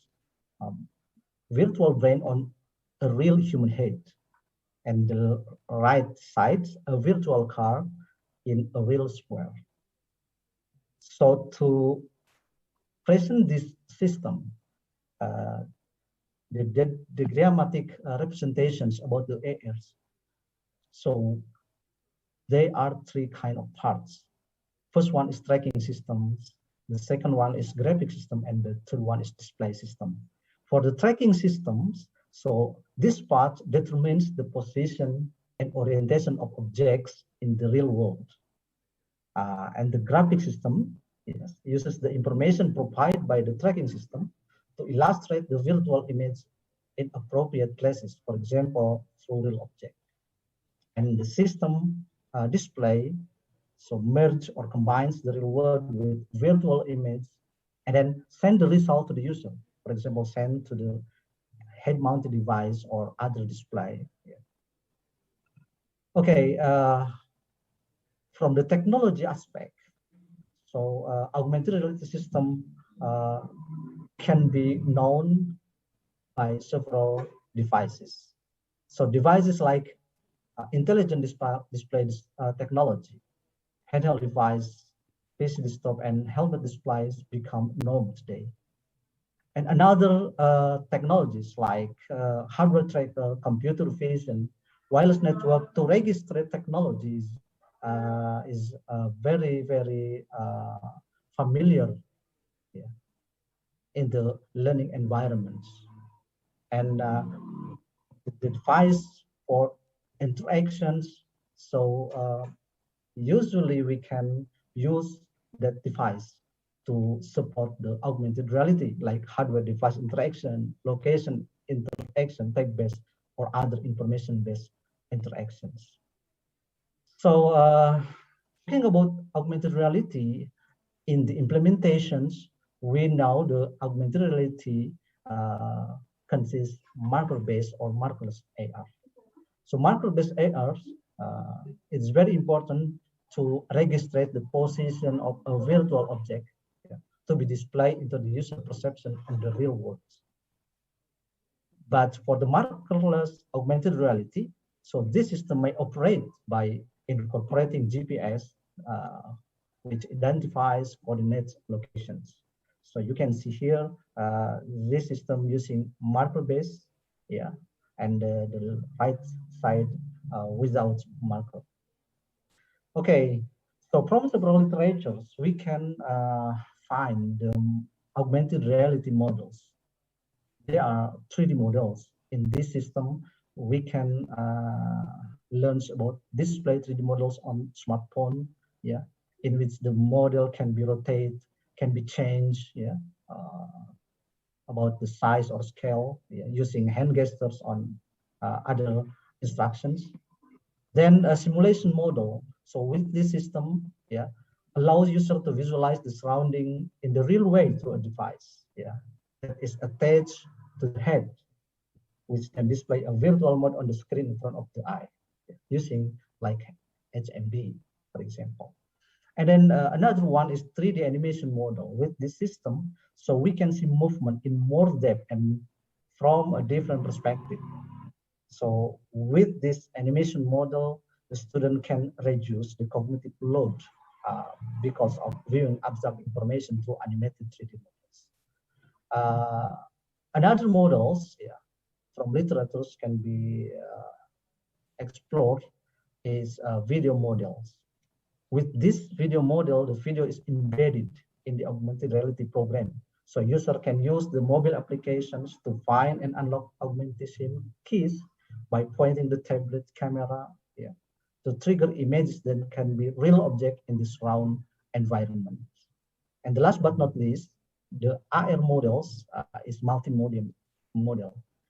With multimedia model, augmented reality application can use combinations, yeah, for all various media, yeah. Combined from two-dimensional image, 3D models, animations, games, and other. Okay, why is augmented reality is so important today? Because augmented reality is one of 9 pillars of Industry 4.0. Yeah. For example, we can think, yeah, about the example how augmented reality can have benefits. For example, a company has several $1 million worth of equipment that requires maintenance. So before doing work on the actual equipment, a training session can be conducted. And once the technician is confident enough to be perfect, so he can do something with actual equipment. It means this is the win-win situations. In another one, company does not lose its equipment, but another side, the technicians are not embarrassed about messing up work. It means from this system, augmented reality may help, yeah, the manufacturer or industry. It implies the safety or efficiently, yeah, in maintaining regularly with $1 million worth of equipment. Okay, talking about augmented reality system in education, because so many applications of augmented system in much areas. So I would like to talk in the particularly in the education. So augmented reality system can be regarded as one of learning media. As you can see in the Dell's cones, yeah. So we can learn that there are the passive learning and active learning. So the position augmented reality systems are in the active learning because with this system, so the student or the user can participate in hands-on workshop, can collaborate with other colleagues, other students, yeah, do simulations or design or perform presentations. So from this Dell's cons, the student or user can get advantage. Yeah, it means students are able to learn something. Yeah, not only remember but learning something. Okay, so besides that, the augmented reality system can be viewed, yeah, in instructional and learning approaches. Yeah. We can learn the several learning approaches, yeah, in teaching and learning process. The augmented reality system then emphasizing engaging learner into roles, yeah, locations, and tasks. Yeah. How can student participate in simulation or role playing or another approach like jigsaw approach? And with the technology, mobile AR with location register technology, so students may feel more grounded, yeah, in reality when they work in physical area. And of course, yeah, the approach is emphasizing the design of learning tasks like game-based or other learning, problem-based or study-based learning. Or students learn some tasks, yeah, to achieve the learning outcome. Because in the game-based learning, so we can follow the features like roles, activities, yeah, site for contested space, authentic resources, and etc. However, ladies and gentlemen, the augmented reality system remains some issues, whether in technological issues, pedagogical issues, or learning issues. For example, one type of AR technologies includes a head-mounted display and or an additional backpack with computer equipment. This is not cheap. This is expensive and complex. So this is the issue, one of issues in the technology. In the pedagogy, yeah, maybe the core science comes from school or resistance from the teacher because not every teachers or headmaster, yeah, say agree with coming of augmented reality, yeah, implementing in the learning teaching process or in the classroom. So we need to socialize how augmented reality can support, can improve the learning process of the student. And in the learning issues, so students need to be multitasking in AR environments because if students involved in AR environments, so many things to be learned like devices, operating devices, then they call to learn the procedure and complex tasks they have to accomplish. This should be found the solutions to overcome these issues. Okay, for example, ladies and gentlemen, I show you the example AR-based learning media. Yeah, this application was created by my students. How to teach the vocational students talking or learning about the kind of display, yeah, TV display. So the student can learn about the LCD TV, plasma TV, or LED TV using the augmented reality system.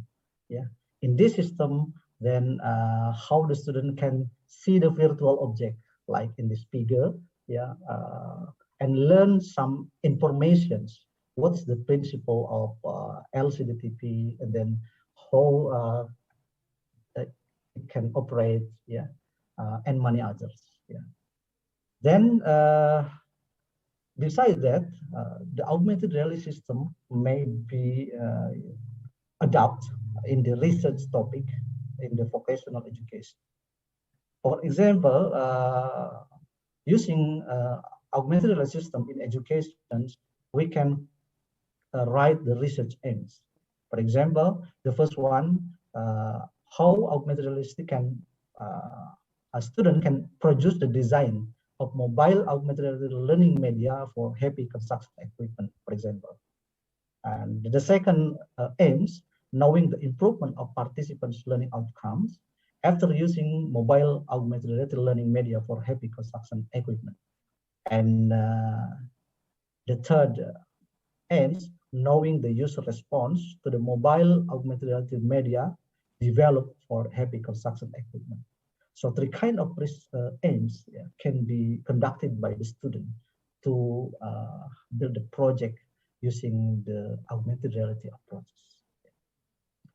This is the example that a student have created to build a mobile augmented reality construction heavy equipment, or RCHE.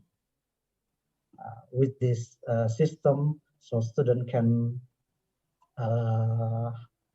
design about the marker card design like this, and then this is the output or the display, in the system, so the student can learn about the file drafting, backhoe, and etc.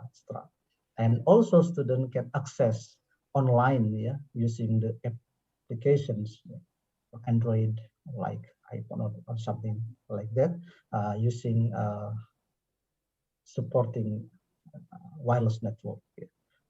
As you can see here, we can access for learning augmented reality in wireless technology. Okay, and we need to consider about the design of augmented reality system is the usability assessment aspect.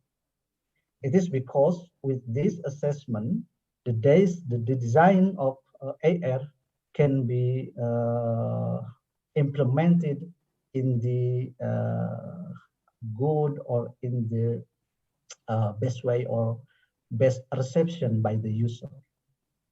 So referring to Jacob Nielsen's usability aspect can be elaborated to the user regarding the design of the system.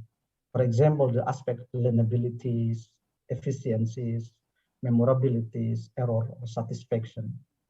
This kind of aspects should be asked to the user how the system can be improved to be convenient.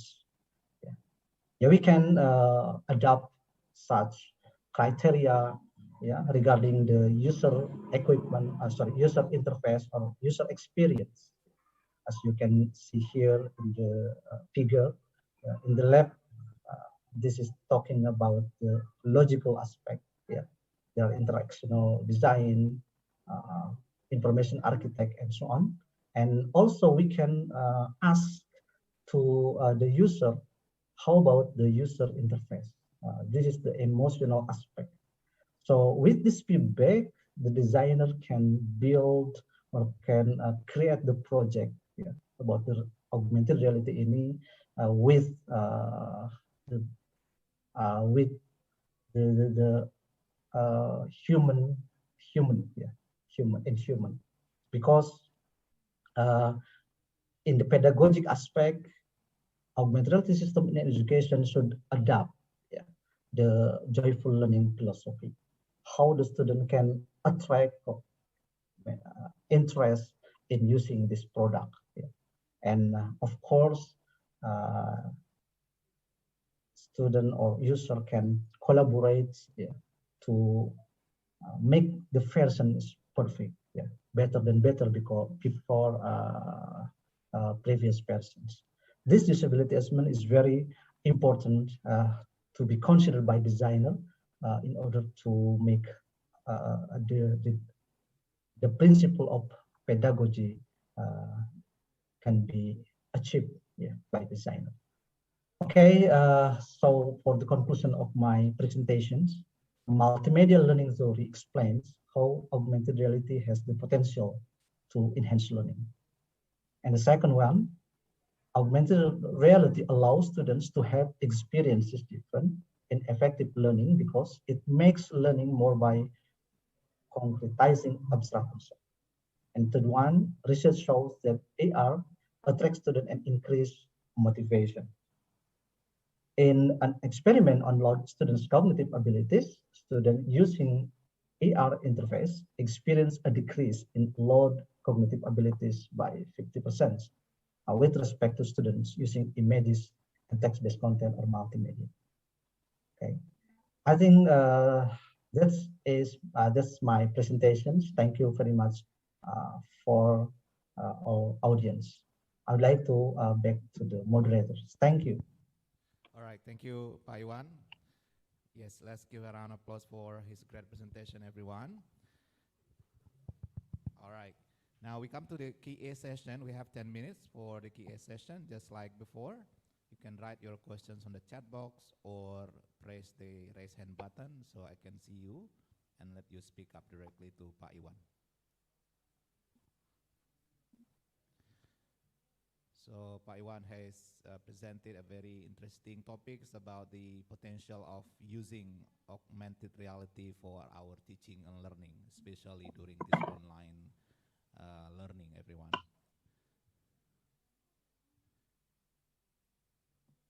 Hello? Do you have some questions to Pak Iwan? Yes, Pak Aprianto, yeah. Yeah. Well, we are still waiting for some question, Prof. Iwan, from audience. Oh, we got one here from Fitri Olvia Rahmi. Thank you. So the question is, what hardware and software do you use to create multimedia in the form of augmented reality? Okay, please, Pak Iwan. Okay, to create or how to design this augmented reality system, so we consider specifications like software or hardware. So the hardware, of course, we prepare about like display. Yeah, display. We can use monitor or camera and smartphone. Yeah. With several specification, I think. And then in the software side, we can use some applications. For example, we can use Puporia or when I was master's study, I use IR Toolkit applications to create the system to display the object. For the multimedia model, so we can use like Adobe or something like that. So we need to consider, yeah, so in the software aspect and hardware aspect. Camera and then smartphone and then the software applications, for example, yeah, Art Toolkit or Puporia or something like that. So now we can learn much software we can find in the Android or other platforms. All right. The answer, Pak Iwan. Now we have the second question from Pak Dede. As you can read, what is the ideal time for implementing augmented reality in the classroom? Are teachers able to apply in the classroom? Because some articles mention that AR costs a lot of money. Okay, I think it depends on situation. Yeah, the ideal time for implementing AR in the classrooms regarding the topic, yeah, that we would like to deliver to students. For the high topics, yeah, need to high load, yeah, in the cognitive size. Maybe we need more some time to apply the augmented reality system in the classroom. Usually, yeah, for implementing this system, we can find such topic that can avoid the student in the what we say saturations moment. Yeah. So because the principle of augmented reality is entertaining. Yeah.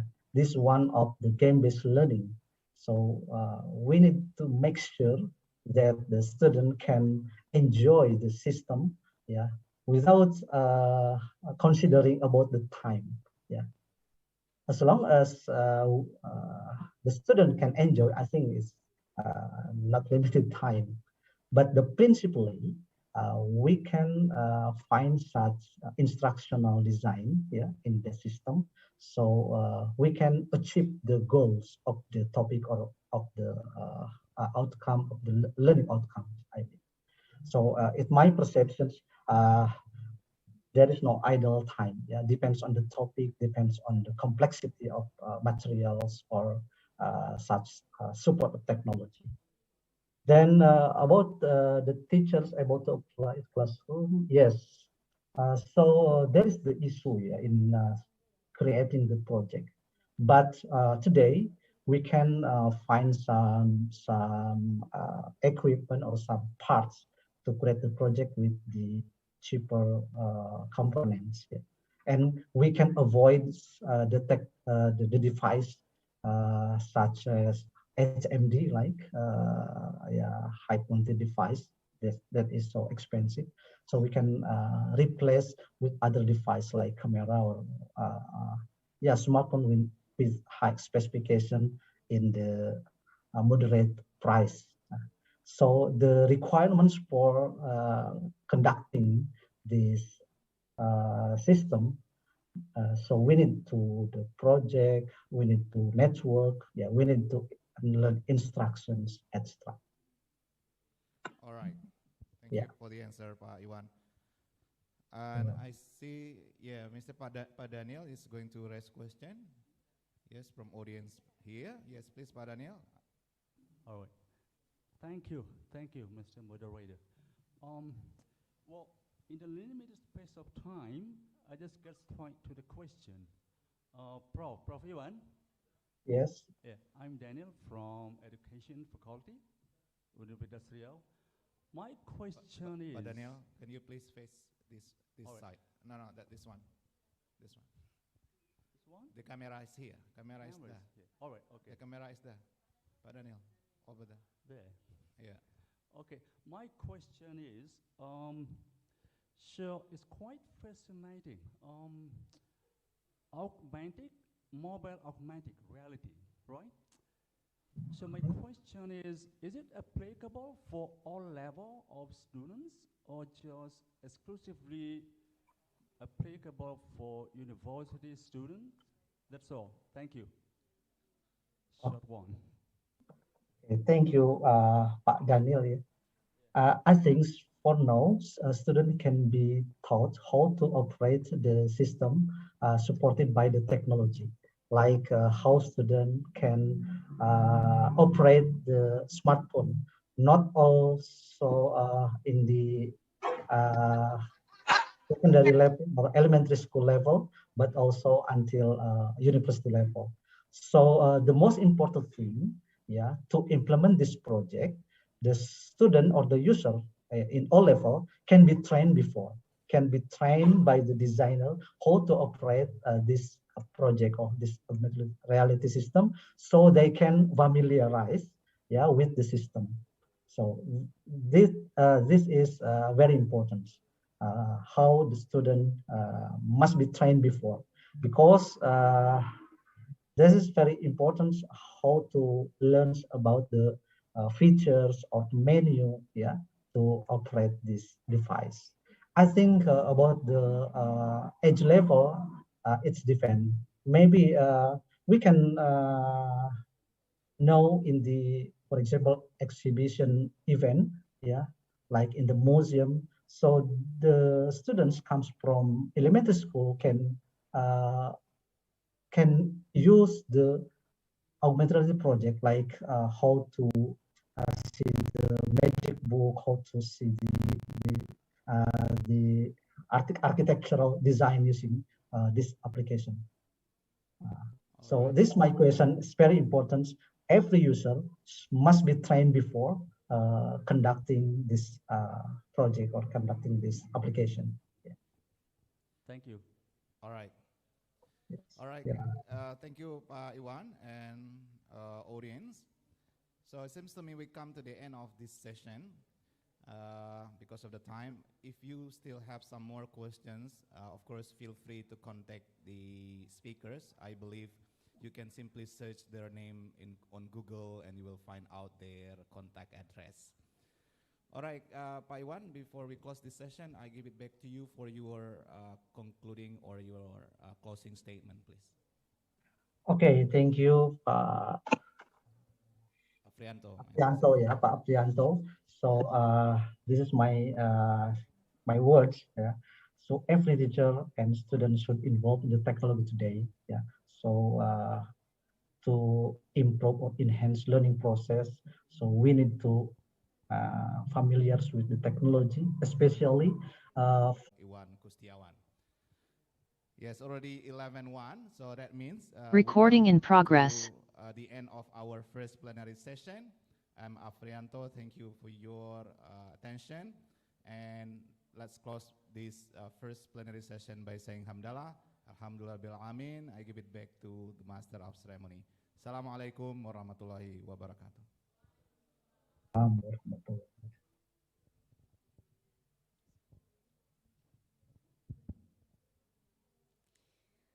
Thank you, Dr. Afrianto, MED, and the keynote speakers. Now, please welcome Dr. Now, please welcome Dr. Nofitri as the moderator for the 4th and the 5th keynote speaker presentations.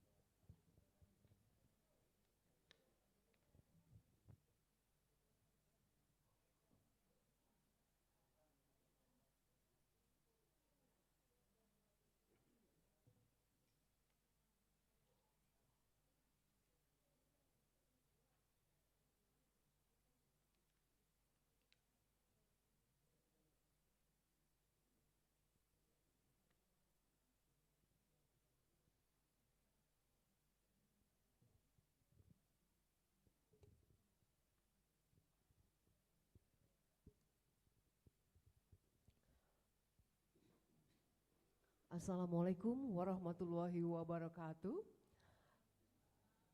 Still morning. So let's continue to the 4th keynote speaker's presentation. It's going to be done by Associate Professor Dr.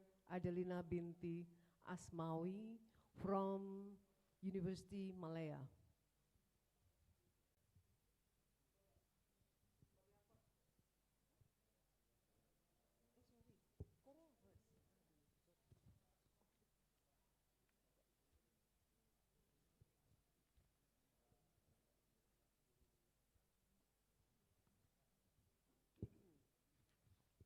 All right.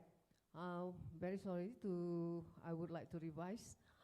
The fourth keynote speaker is Hyo Jeong-so, PhD. So let me introduce myself. I'm your moderator for the fourth keynote speaker. I'm Novitri. So let's we listen later for the presentation from Hyo Jeong-so, PhD. I would like to say hello. Good morning, Mr. Hyo Jeong-so, PhD.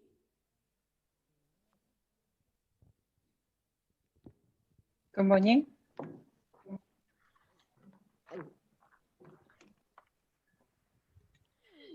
Well, okay, very sorry. I'm not familiar yet for the real names. So here let me introduce Hyo Jeong-so, PhD. Her education received from Indiana University in the year 2005, majoring in instructional system technology, and then continued to her master degree at the same university, Indiana University, in 2002, majoring in instructional system technology. And then for her bachelor degree, she did at Iowa Women's University in 2000. Let me inform as well. How do I call Miss Hyo Jeong-so, your name? How do I call? Would like to know. Dr. So, or just call my name by Hyo-jung will be okay with me. My name is a little bit difficult to pronounce, so yeah, anything works for me. Okay, hopefully I pronounced correctly your name. I'm sorry. So yeah, Miss Hyo Jeong-so, she has a lot of experience in professional, in research, as well as publication. Lately, she has the director as a Center for Excellence in Teaching and Learning at Iowa Women's University. And then she had professional experiences since 2011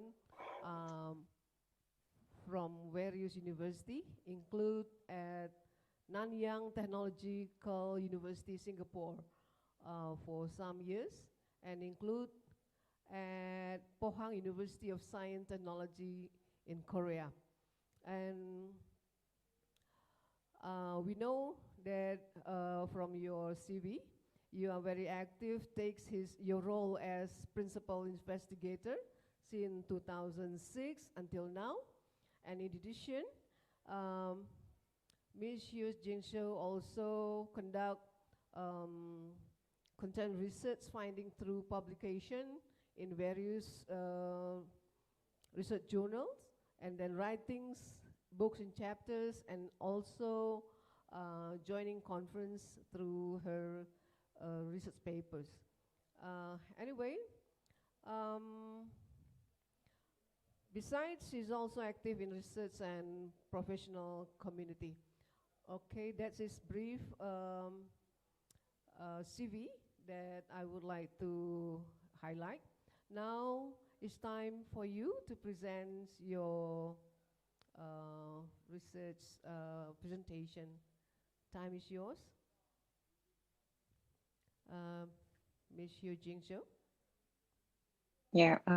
Thank you for the introduction. Yeah, is my audio okay to everyone? Okay. All right. We can yeah. I assume that everything goes well. And thank you for the introduction, and thank you for the invitation to the conference. to confess, I got confused with the time. So I log in early in the morning, and then I found that no one is there. So I left the conference, and I realized that it's supposed to be like a 1 p.m. in Korean time.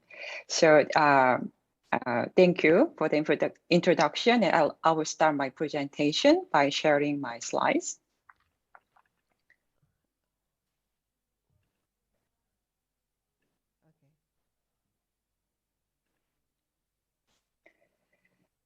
Okay, so I was heard that I have like a maximum 30 minutes, including question and answers. I will try to be brief in my presentation.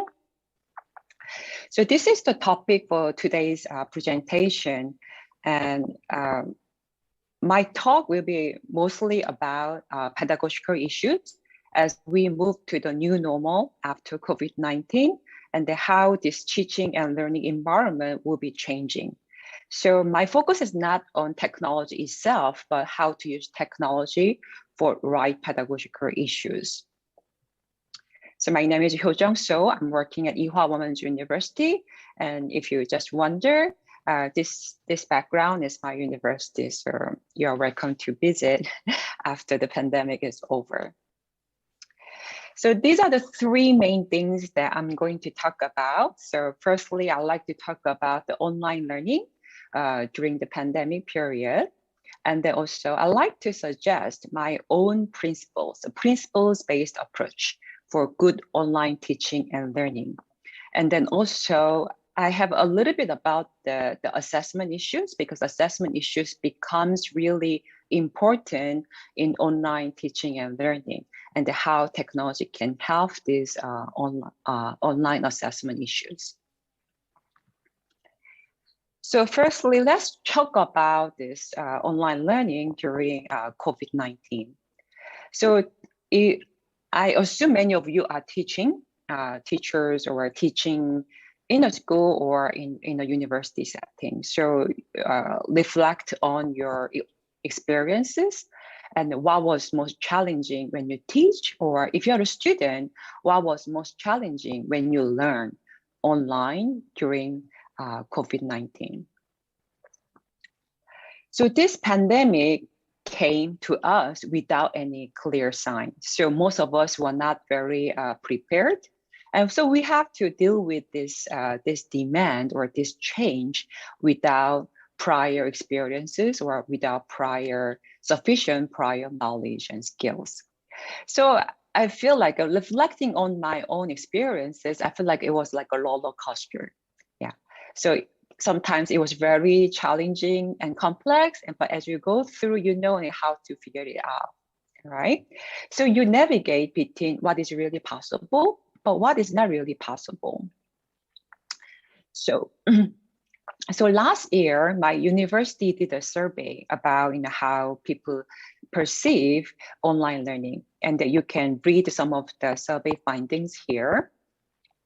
And what people, the students and instructors really like is that they really like asynchronous online learning. That means they like the flexibility the online learning environment offers. And then it appears that students prefer asynchronous learning more than instructors do. And also they like video-based content. There are also many pros and cons of online learning. So they like the flexibility in time and place. And also, especially for engineering students, they really like the fact that they can revisit the lectures, online lectures, and then review some of the key concepts and things like that. Because the typical engineering classes in the university, the face-to-face situations, sometimes they miss the important concepts and then they never had a chance to catch up. So sometimes they drop in the middle of the course. But online learning offers them many opportunities to review and repeat. But both instructors and students feel that it takes more time to, for example, completing the task or completing or developing online learning courses. And some students feel that the quality of courses is not that great. And then students may have lacking their self-regulation skills. But so many people ask this question is whether online teaching really different from face-to-face teaching. So if I ask you this question, like online classes take more time to prepare, some of you may think that, oh yeah, it takes more time. When I prepare my lecture lessons, it took more time. But also at the same time, you feel that, yeah, initially it takes more time, but gradually it decreases. As you gain more experiences, it decreases, and then it is great that once you create, you can reuse them. If I ask this question, is face-to-face classes more effective than online? Do you believe that? Maybe yes and no. Yes, face-to-face classes, if you are the instructors, it's very easy for you to interact with the students. But some of you may say no, because I feel that I can use many strategies that I use in face-to-face classes in online learning environment as well. And also it is good to, not limited by time and space. So I enjoy the flexibility in online learning. So what I want to emphasize through this conversation is that, should we do face-to-face learning or should we do online classes? And then if you remember last year, we had this discussion whether we should open the school or whether students study from home. Many schools got closed because of this, right? And I feel this puts two things on an extreme, like online and face-to-face, and school and home. And then they force us to think that these are the things that cannot exist together, and ask us to choose one, like a face-to-face and online, school or home. But the truth is that the learning environment will be the combination of both in the future. So it's going to be blended learning. Sometimes you have to teach online, sometimes you have to teach it face-to-face. Sometimes students come to school to learn, but they can also learn from home.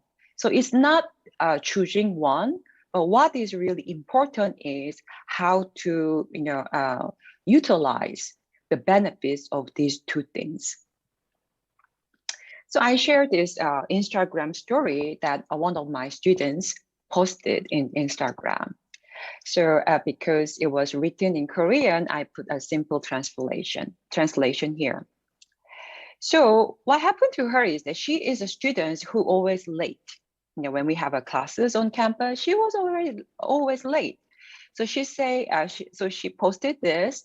So she was late, and then he is the professor. The professor kind of scold her that, why do you come from the front door? Come from the back door, right? And then she posted this. What I like about online learning is that, I don't have to be late for my classes, right? Because it's online learning, so I can enjoy the flexibility, and that this is not going to happen again. So that was the brief posting that she did in Instagram. Sometime later, she posted one more. So let me share her next posting.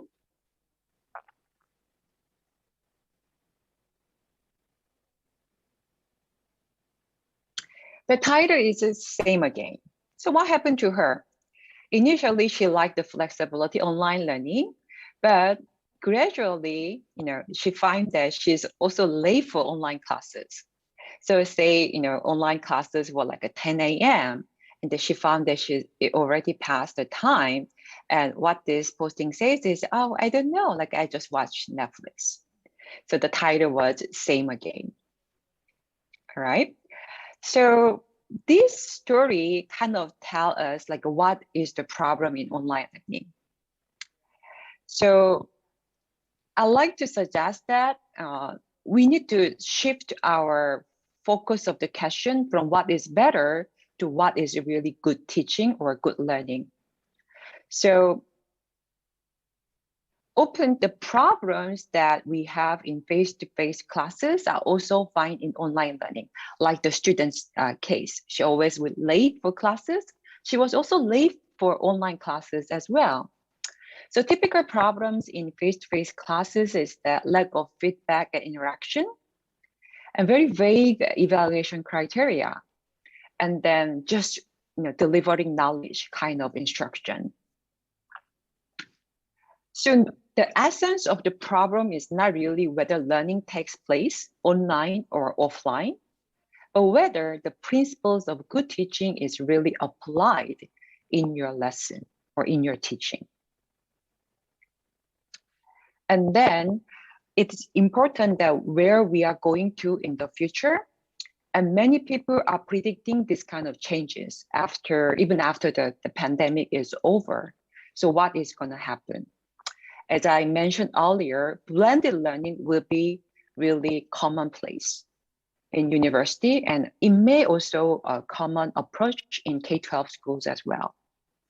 And the second prediction is home-based learning. So parents will be have more responsibilities for their children's learning at home.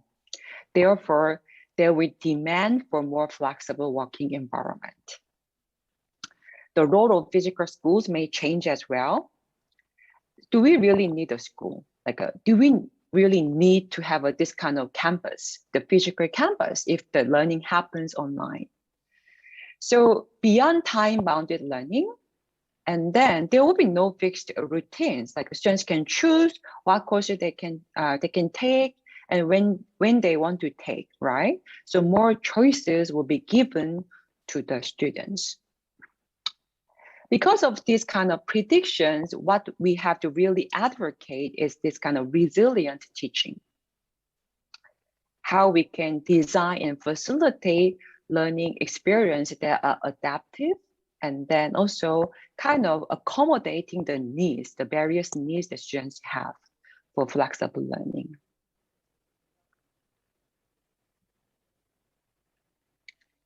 And do you know this school, Minerva School? I guess many of you heard of this Minerva School. So 2 years ago, when I gave this kind of presentation, I told the audience the story about the success story about Minerva School. So as you know, Minerva School is a university without a physical offline campus. And the students just learn online, and then they move from country to country every semester. And when I share this story of Minerva School, many people a kind of question how the university students can learn without coming to the campus, right? And they learn online always. But 2 years ago, this kind of image was very new to me and everyone. But now when you look at this one, it is not new to anymore, right? Because this is what we are doing these days. So it was like innovation 2 years ago, but it became a routine now. So you see the change, how fast the change can happen. So also, I feel that it is a really good time to innovate because we have some shared experiences. Since we already, all of us have experienced online learning and they're trying to teach in different ways, having these shared experiences will be really great asset if you want to try something new in educational systems. So let me move to the second section. So how we can design this kind of resilient teaching and learning environment. So I will start with my university's case first. So let's think about this PSD framework. So if you want to kind of change or innovate learning environment, you have to think about three things: space, pedagogy, and technology, right? So these are the three things that you have to kind of revise. And then, of course, these three things are interacting each other. So let me share my university's case. Since we have to, teach like a kind of hybrid way in university, so we have to change our learning environment completely. So pedagogical wise, there are more choices for students. So you see from this picture, the students can choose whether they want to come to campus and attend the class physically, or they can attend the class online, all right? So they have a choice to how they want to learn. Space is really important. I feel this is really important part of the future learning environment. So as you can see, because we have to do hybrid learning, the whole classroom space should be redesigned to support hybrid learning. So we had this kind of screen to monitor online students, and also the instructor can use this small screen, the small monitor, to see what is really happening online and offline. So like instructors become really busy. You have to check here and you have to check here. And the technology as well. So technology tools such as this one, I feel this is technology as well. So monitoring students' interaction and the monitoring. And let me talk about the pedagogical issues. So although the COVID-19 came to us without any clear sign, and we found that some of the teachers, some of the instructors did very well. Although they didn't have prior experiences, they teach very well online learning environment. So my university collected their stories and how they taught online classes. And then this is the book that we collected their best practices, and we publish and we share with the whole university instructors. So I found some of the common principles that many instructors use in their online teaching and learning. So I summarize 4 principles with you. So the first principle is that they really emphasize promoting interaction. Promoting interaction. Sorry, I think I turned off my video. Okay, promoting interaction. It's not only about interaction between students and content, but also students and student and instructor. Also, they don't really just try to deliver knowledge, but they try to create activities to help students a deeper understanding. They provide very clear guidelines for assignment and evaluation. And also they are very prompt in giving feedback. And also the feedback, the quality of feedback was always very good. So these are the 4 principles that many of them applied in their teaching. So based on that, I propose the principle-based approach for good online teaching. So if you want to do good online teaching, or if you want to create good online learning environment, remember 3 things. The first thing is your personal belief and attitude about good teaching. And the second thing is empathy-centered design. And the third thing is experimenting with ideas. So let me explain one by one. So first, very important principle is that you really need to have your own personal belief and attitude about what is really good teaching and what is really meaningful learning that I want to advocate. So for me, I have like 2 principles. The first one is time for telling. So I don't want to be the only person talking in my class. So I usually have a student's activity to experience first, and then let them talk first. And then I come in to explain. The second thing is productive failure. I give them a space to fail first, because I strongly believe that people can learn better by failing. So last year, I was asked to teach like artificial intelligence in education class. I never taught that kind of class before, so it was very challenging to me. But what I did in my class is that AI was also a new topic to many of the students in my class as well. So if I just talk and talk, it is not really meaningful. So what I try to do is that I try to give many things the students can experience first.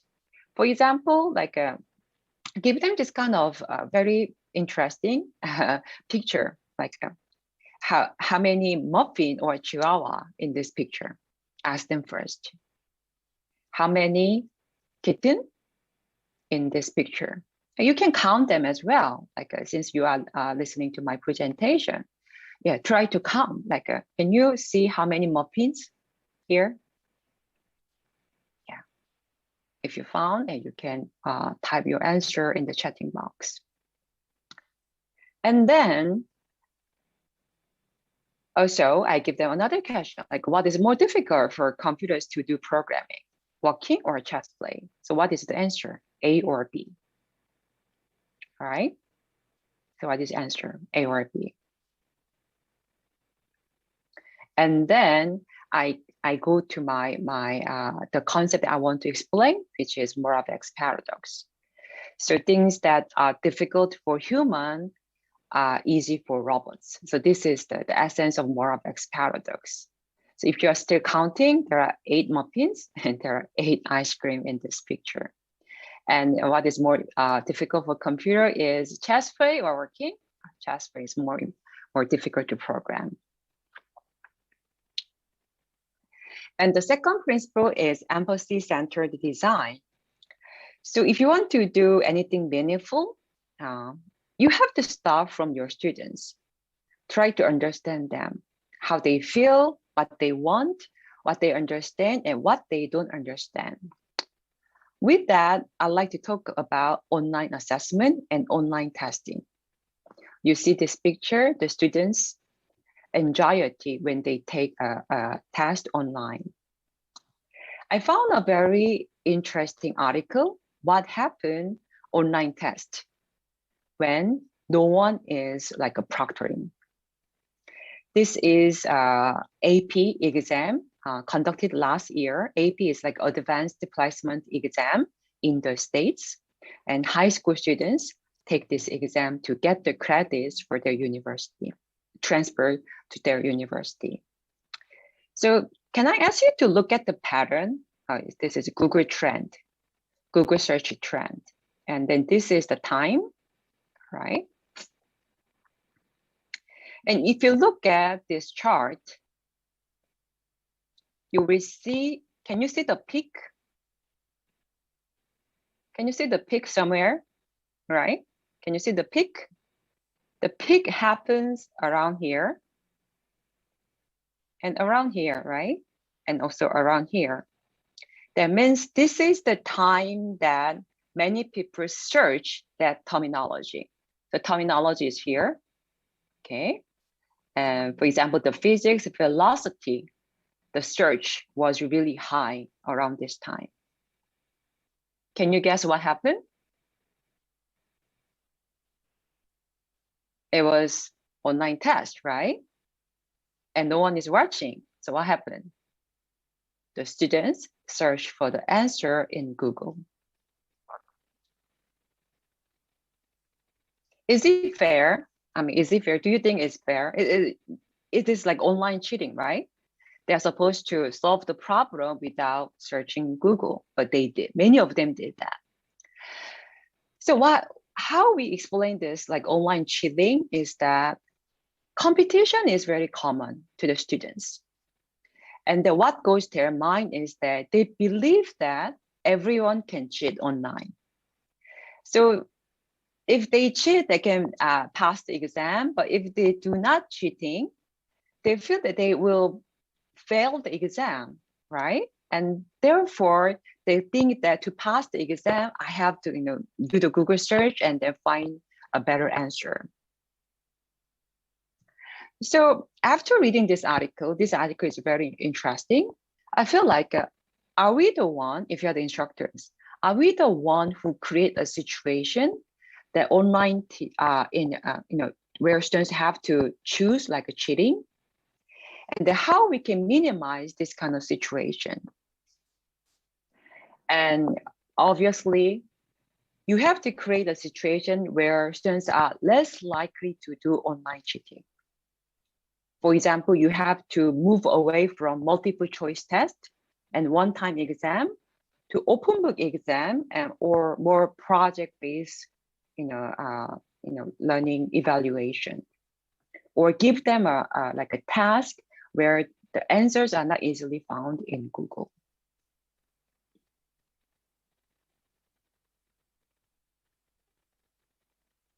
So I skip these examples because of the time. So last example that I want to share with you, principle is that experimenting with ideas. These days, there are so many tools out there for educational technology. There are perhaps too many, but how many of them are you using for your own teaching or for your own learning? You may stick to the ones that you are already familiar with, but what I suggest is that we really have to enjoy experimenting with new ideas and new tools. But of course, you shouldn't start from technology. You should start from pedagogical questions. So look back at your own experiences. What is the problem that I have, the pedagogical problem I have, and then look for the solution, and the solution might be the technology. So for me, as I teach online, so these days I teach mostly online, like every day. And then I use Zoom, and I use these breakout rooms a lot. So I guess many of you also use these breakout rooms for our small group discussions. But once they go to this breakout room, I really don't know what is going on unless I go into their room and then talk to them. But sometimes I feel I shouldn't do that because I kind of interrupting their interaction. So what I try is I happen to find this Jamboard. It's one of the Google application. And then I found that this is a really good platform that I can check groups progress. So this is kind of online interactive whiteboard, and that you can create many slides. And the way I use it is I give the space for each group, and then also I ask them to write down their discussion as they move to the idea to idea. Because this is asynchronous, I can check their progress real time.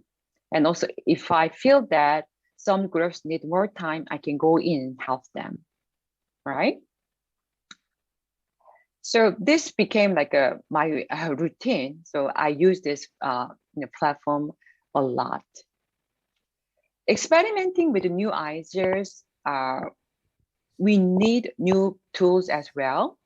So this, hello? Yes? Time is limited.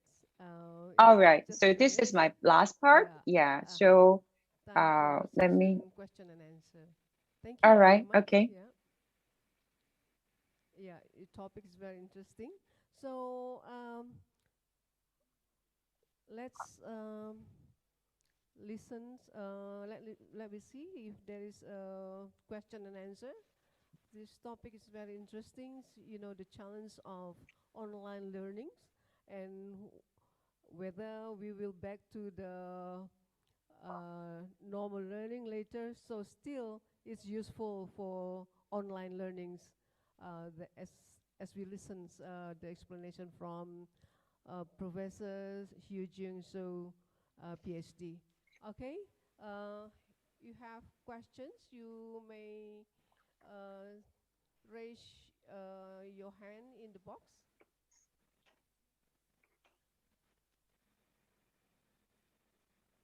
Yes, please. Yes. Mr. Lido? Yeah. All right. Thank you. Thank you, Prof, for the opportunity. I'm Rido from Universitas Teknokrat Indonesia in Lampung. It was a very impressive presentation, but the thing is like this. I have two questions. The challenge that we face right now is how to accommodate multiple layers of interaction. So, you know, how we could accommodate student-student interaction, instructor-student interactions, as well as student interaction with the teaching materials. So in one time, for example, both synchronously or and asynchronously, for example. So I want to hear from you what you have done with this. That's number one. Number two, the biggest challenge that I face and with my counterparts in our university is that how to give immediate feedbacks with so limitation of time, especially in this online platform. So that's the biggest challenge that we face today, how we manage to engage the students with multiple layers of interactions and is to give immediate feedbacks in this very limited space and time of online learning platform. Thank you very much. Yeah, thank you for the questions. Both questions are really important. And then I kind of touch a little bit on that as well. So what I have been doing for my online teaching is that I like the idea of flipped learning a lot, flipped learning, right? So like, for example, like for undergraduate classes, we meet twice per week, all right? So I give them, I record my lecture and I ask them to watch the lecture first. And then, so this is asynchronous, right? And then next session is synchronous. So we meet and then, so I briefly go over the key concepts from the lecture video. And then mostly we have like in-depth discussions, case-based learning, and some of the hands-on experiences and things like that. So you don't really have to waste your time just delivering knowledge when you meet with your students in real time. You can do more productive things, more in a higher order thinking things. So asynchronous and synchronous, so it's kind of flipped learning approach. And feedback, that is very important. Although I emphasize that the quality of feedback and giving prompt feedback is very important, many of us have, are struggling with that. I totally feel the same way. So what I try, although I don't think that is best, is first, I like to put quiz, online quiz, like a simple answers or multiple choice items, but it gives them students a very prompt, quick feedback. So whether they understand concepts or not. So online quiz is the first one that you try, and it's very easy, and then you get the score immediately. And the second thing you can try is peer review or peer evaluation system. So if you are the instructor, you shouldn't be the only one giving the feedback, all right? You engage students to give feedback each other, exchanging feedback and ideas each other. And then, so they can get good ideas from their peers as well. So changing the culture of giving feedback in that way. Hope this helps your questions. The interesting part about getting feedback from other students is that, the Asian context, most of the students become the passive recipient of knowledge. Correcting or giving feedback to other friends could be quite offensive for some of the students. So struggling with that as well as that is really true. So although I didn't have time to show, what I try is also peer evaluation. So I know I don't have enough time, but just quickly show you, this is the one that I skipped it.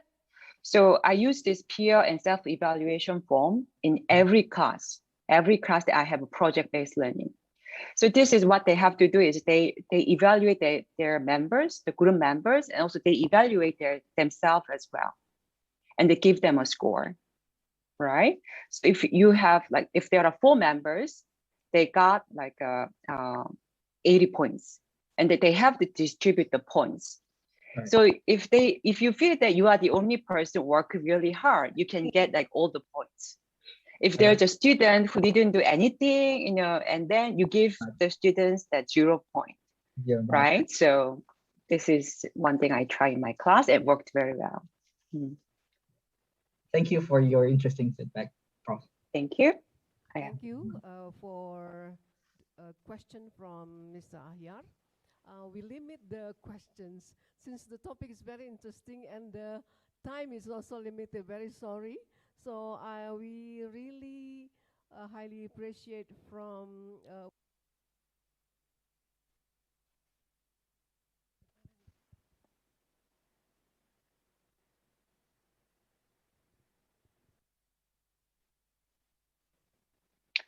Okay, so this open book question, open book or project, yeah. Professor. Yeah. We cannot open. We cannot continue for the next questions. Oh, okay. Very All right, sorry. Yeah. We still have another keynote speaker for All this right. time being. Perhaps the participants or the presenters for this conference can contact personally to your rich experience in doing online learnings. Is it, yeah, so I let the audience to do this, if you allowed. Thank you. That's all the presentation from Professor Hyo Jiang-shu. So we learned that through technology, pedagogy can be promoted so that the student can learn meaningfully, and then they have quality learning and then more choices in uplifting their knowledge. Thank you. I have to terminate this 4 keynote speaker presentation. Thank you very much. See you next time, Prof. Sure, yeah. So if you have any questions, please feel free to contact me, and then I'll be very happy to hear from you. Thank you very much. Yeah, thank you very much.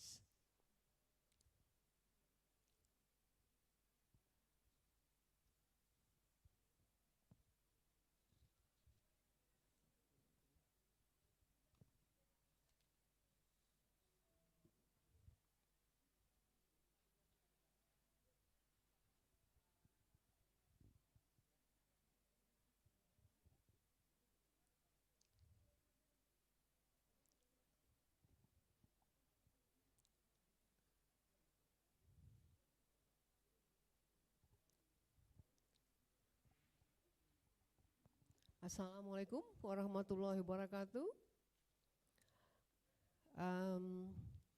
We still have the 5th keynote speaker.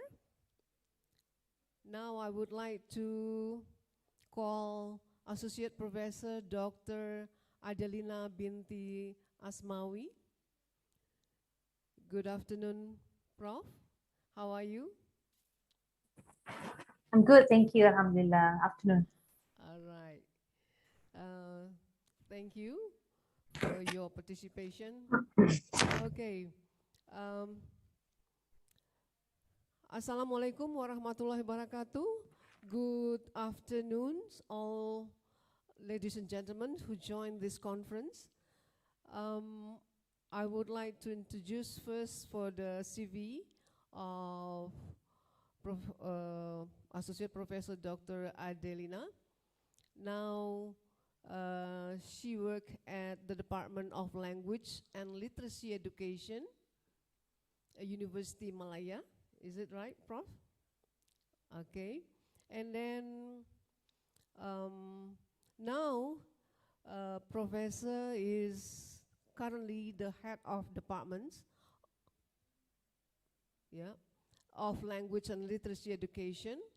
But before, she was the deputy dean of undergraduate studies, and the quality manager at the Faculty of Education, University of Malaya, from August 2014 to August 2017. And then she hold a PhD in professional development of teachers, TESOL, and instructional technology from Melbourne Graduate School of Education, University of Melbourne in Australia. Then now she has also supervised PhD student, and then under her there are 6 students have been completed in her study. Next, I would like also to highlight that Professor Adelina is also active in publication and then conducting research in the areas of higher education, instructional technology, creative thinking, TESOL, and professional development.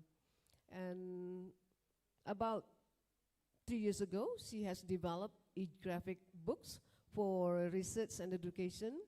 Now she is currently working on developing English research for select urban poor students and volunteers, and an interdisciplinary one, with dentistry and computer science faculties on an app to prevent smoking initiation among Malaysian children, so to avoid smoking habits here, right? And then in addition, she also involved in industry engagements and also other scholarly engagements. I think that's all at the moment. Now it's time for Prof for your presentations. So we limit the time about maybe 15 to 20 minutes, let me see. Yeah, and then followed by question and answer for 5 minutes. Time is yours, Prof. Thank you very much, Madam Chair. You can hear me? Thank you very much to the organizers of Universitas Riau International Conference on EdTech 2021. Bapak-bapak, ibu-ibu yang saya hormati, professors, my colleagues from everywhere, participants, students, academics, everybody. Yeah, so I've just shared, since she mentioned Thesis Easy and ebook. It's an ebook on research. It's free. So I've just typed out what it's called. It's called Thesis Easy. You can have it for free. It's for academic writing and basic thesis writing. So now I start my presentation. Thank you very much. Assalamualaikum warahmatullahi wabarakatuh. Very good afternoon. Okay, can everybody see my slides? Yes. Okay, all right. Okay, so the title, is Ensuring Student Engagement in an Unshaped Higher Education Learning Environment. I'm from the Faculty of Education. That is my email if you need to write to me. Prof. So, I enjoyed the presentation very much. The presentation you had very much. I look forward to contacting you later, Prof. So. Okay, so I'm from the University of Malaya, Kuala Lumpur. It's the best in Malaysia, #1. We just this morning we got the latest ranking, so our Faculty of Education is also #1 in Malaysia.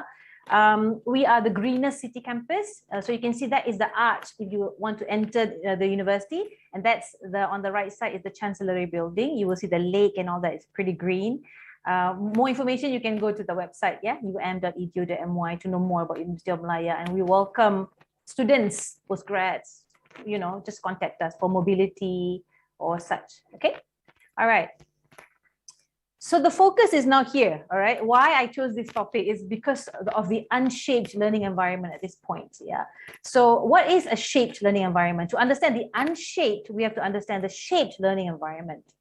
Yeah. Okay. A climate that is supportive, challenging, and conducive to risk-taking. A space where students are allowed to take risk. They have opportunities individually or collectively to give comments, discuss, where they feel that each one of them has a fair chance to contribute to a discussion. That is a shaped learning environment. And to create this particular shaped learning environment involves two essential elements, which are clarity of expectations, meaning what to expect. You know, it is very clear what to expect, and then consistency in the instructor's behavior, corresponding behavior. This is by Harvard Educational Review. So to have a shaped learning environment, you have to have clarity of expectations, clear, jelas expectation, yeah? And then you have consistency in the instructors or lecturers' corresponding behavior. So what's happened is, look, so I've given these images of unshaped, meaning there's no consistency. You don't know what to expect. They don't fit any shape. They are unshaped. Okay. And then we are here now. We're facing this. The MCOs, what you are facing, what I am facing, the often cyclical process of remote and then physical and then online and then hybrid and then physical classes with new norms. Even physical classes are no longer like last time. It's with new norm. They're with new norms. And there are a lot of uncertainties. And that's a lot of distance of everything is distance. And like I said, the two criteria that we need are not there. You don't know what to expect. And there is no consistency in the instructor's behavior, unfortunately. You're not consistent, neither am I, as we move along this chapter, you know, this current chapter. Okay, so that's why I chose this particular topic, because it's so close to my heart at this point, and yours as well, I think. So University of Malaya is starting hybrid learning starting 18th of October, this Monday. All right, they're starting hybrid learning. That means 50% of the capacity of class will be filled. So if you have a class that can fit 30 people, you're only allowed to fit 15 students in there, and the other 15 will be online. So this is not Prof. So's hybrid classroom. So UM happened to be like connecting with this private learning institution in Korea about hybrid classrooms. And this is what they presented to us. So you've got like plastic panels separating the students, separating the lectures from the student.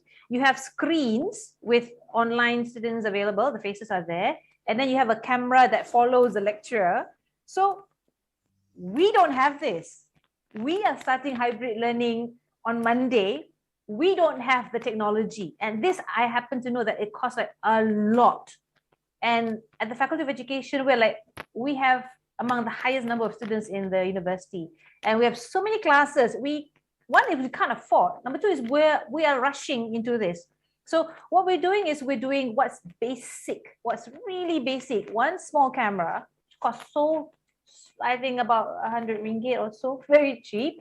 It doesn't move, it doesn't follow you. We have a desktop in front of you, and then we will see the students, and we just can't move. We cannot step out of the camera, coverage. We're not as lucky as the Koreans counterpart. So we're going through this right now. And then there's this also fear among the students and academics, fear of what's going to happen, this anxiety. We've sort of adjusted to online learning fully the past 2 years. We're pretty good at this, pretty good. We've picked up on apps and all that. And then now we're restarting. It's hybrid. How are the students from online to interact with those in my class? Like, we're thinking, and the students are like, do I want to? So they started writing. Some of them prefer online classes. They don't want to come face to face. They're pretty scared. And in terms of ventilation, we just have to open our windows. That's all we can do at this point. We've not even started buying air purifier and all that. We have not started doing that. So I'm being very, very honest with you. So we have questions in us, like how best can I do this? How do I want to assess students? Will learning actually take place? Will they interact?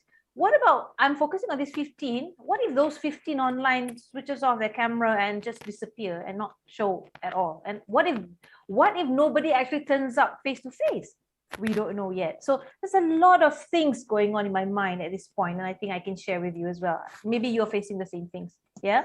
So I'll go back to the basic. Professor talked about principle-based. Yeah, always go back to the theory behind computer-aided instruction.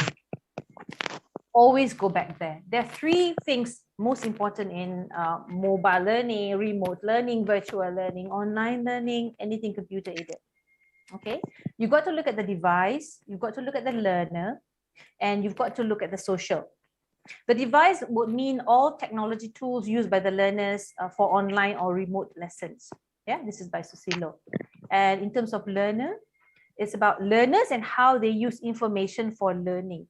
But there's a third aspect. There's a third aspect, the social. So it's to do with learners' engagement and collaboration for learning. Yeah, learners' engagement and collaboration for learning. So here we're looking at social technology, and there's this move between technical, social. There's this picture, but I can't get the diagram here. But there's this technical and social coming back and forth. It's not about technical only. It's technical, social, okay? And it becomes part of critical processes that exemplify digital competence for online learning. You can't just be digitally competent. You have to be digitally competent for online instruction, for online teaching. So there's one thing about being digitally competent. I can do this, I can do this app, I can use this app, but for online learning. So that's what we have to focus on. Okay. See, mobile learning focus is still device, learner, and then the social, and then there's an overlap. All right, you can see the overlaps. Okay, so why student engagement in order to produce learning? You need engagement to produce learning. So what has happened in the past 2 years, we have looked at people looking at digital tools, applying digital technology, virtual technology, and all that. But somehow there are issues with participation, lack of involvement. A lot of them switches off. A lot of them sleep. So there's this lack of student engagement. Whereas we know that student engagement is needed because it provides satisfaction. It increases students' performance. It increases retention of learning, and it ensures success. So student engagement leads to all this.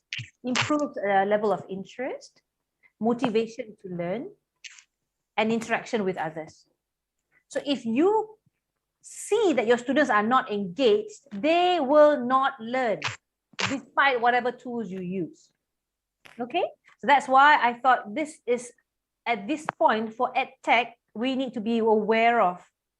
We have to move on from looking at tools into what the tools need to do at this point. Okay, no more discussing which tools anymore. So what are some of the challenges of the unshaped learning environment? Our environment right now, what are some of the challenges with research? Yeah, this is like a latest research. So poor access to ICT impacted academic performance, definitely. Assessment becomes chaotic. You don't know what to do. Yeah. Lecturers are not adequately equipped with skills to design online lessons. Sometimes they pick up tools, pick up apps, they learn how to use it, but they're not skilled to create good lessons. Yeah. Less or dwindling student participation, and things keep changing. This is the biggest challenge. Things keep changing. The procedures change, the rules change, the processes change, the way of life change. So the changes are the unshaped learning environment that we need to think about. Okay, so what did the academics do despite all this? So I'm going to go to snapshots of countries. Yeah, so in Thailand, pay careful attention to bold words here, bold phrases. Okay, Thailand, teachers were forced to develop ICT skills. Okay, Oman, there were ad hoc protocols for online learning established. Yeah. Okay, Turkey, academics were allocated time to prepare themselves for proper online lesson delivery. And then we have higher education faculties implementing online courses, held frequent seminars, and gave students options to blah, blah, blah. Pakistan, conduct online lessons and virtual learning. USA, entirely virtual curricula. And then Texas universities used blended learning, integrating online education and virtual field placement. And then they merged the use of online platforms with video conferencing. China, additional training in online tools and guidelines. Courses made online. Live streaming education app. Use mobile and digital tools like WeChat and all that, Tencent. Yeah, China.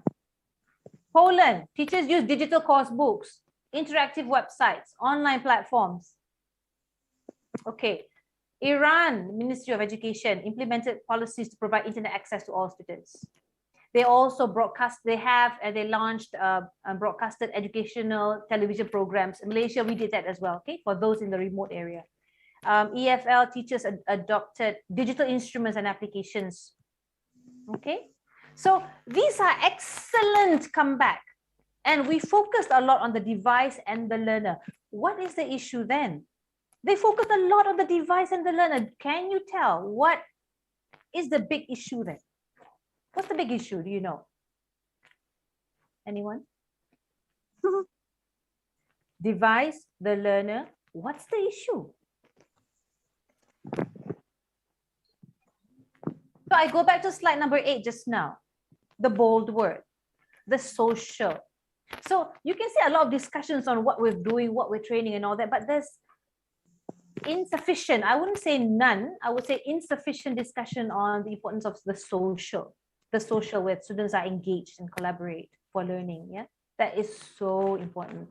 Okay, so students lack engagement within this unshaped learning environment. How do we compensate for lack of engagement? What do we do?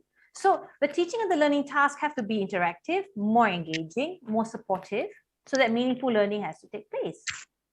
And teachers should use process-oriented or student-centric pedagogies in order to provide higher level of technology integration and learning. So you can ask for examples later on.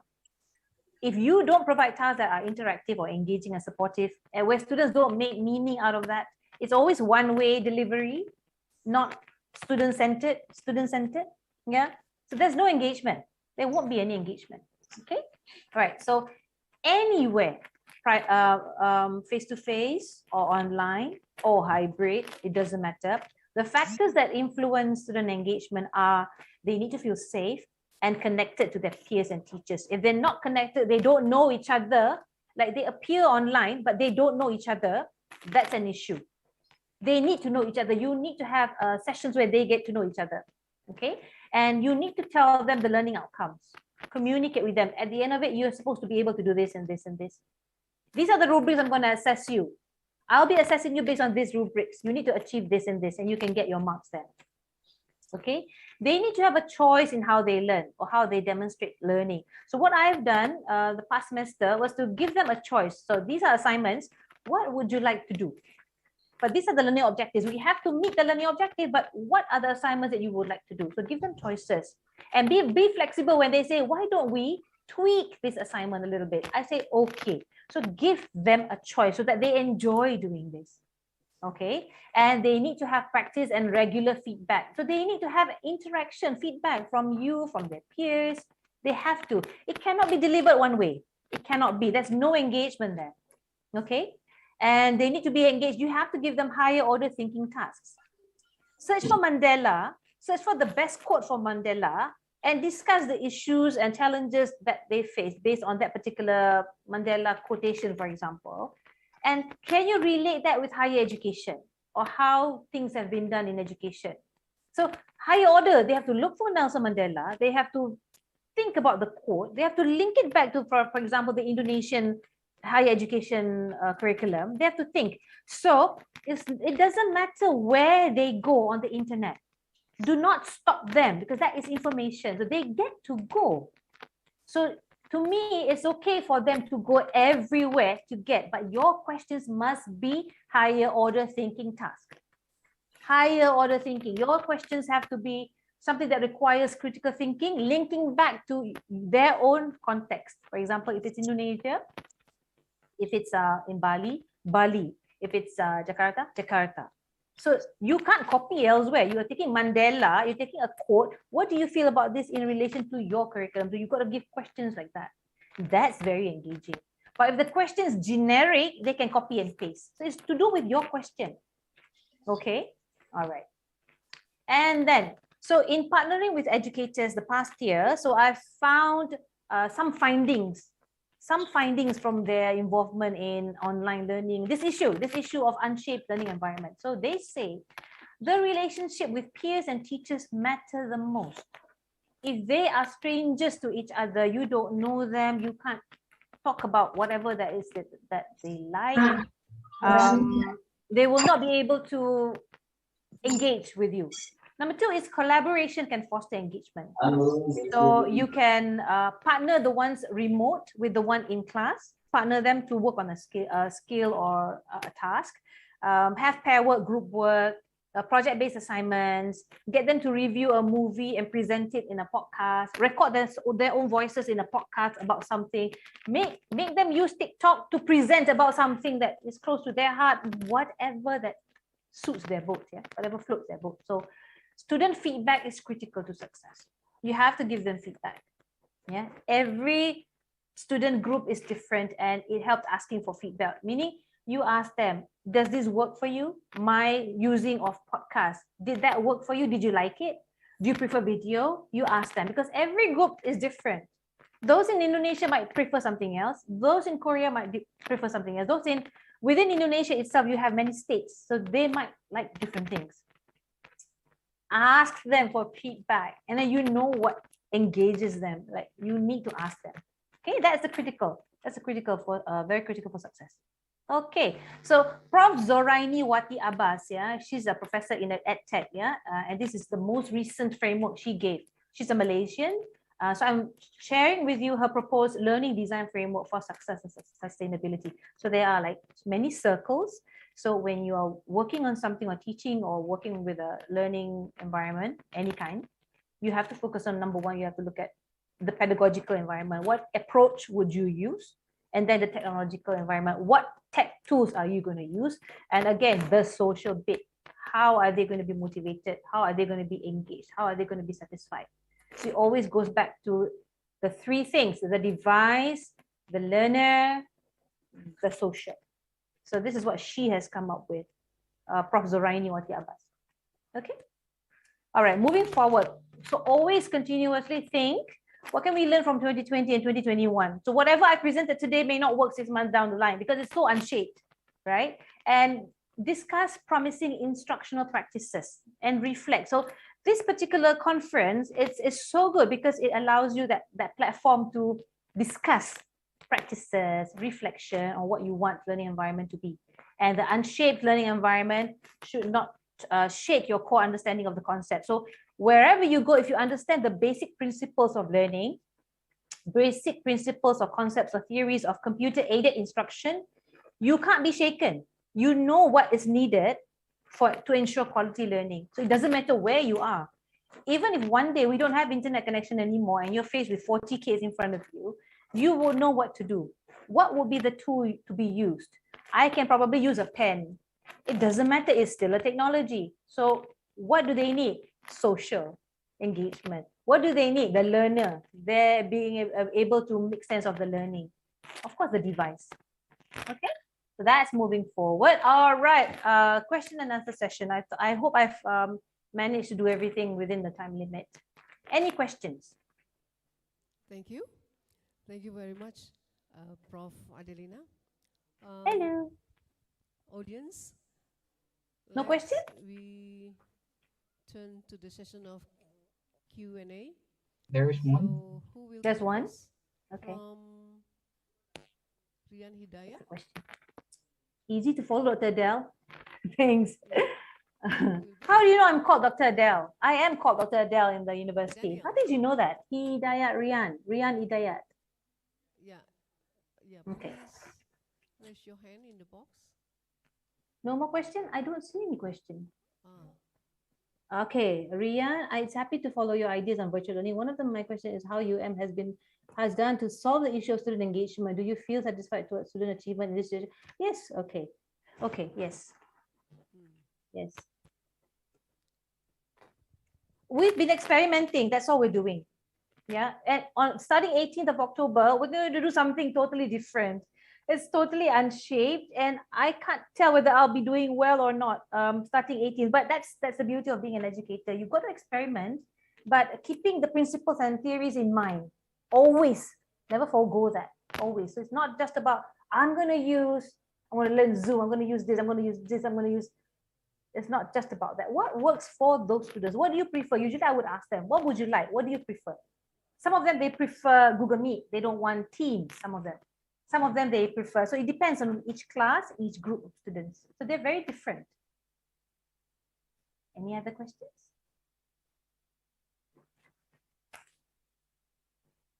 Cheating. Cheating habits in virtual learning. You mean in exam? Next, ACT Febliza. Can I ask a question, Dr. Adele? Yeah, is that cheating habit in an exam? No, I have another question.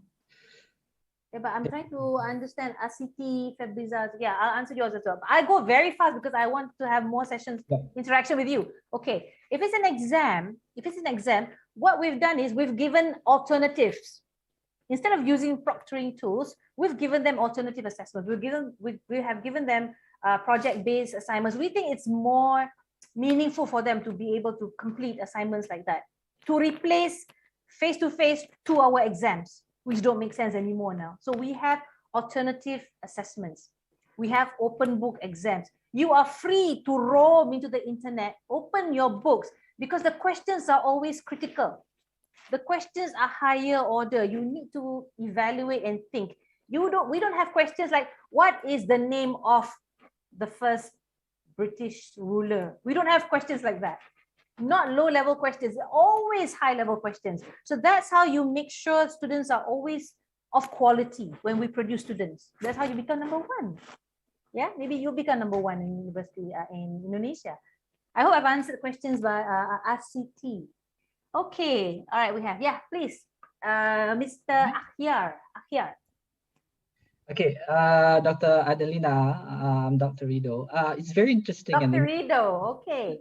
Sorry. I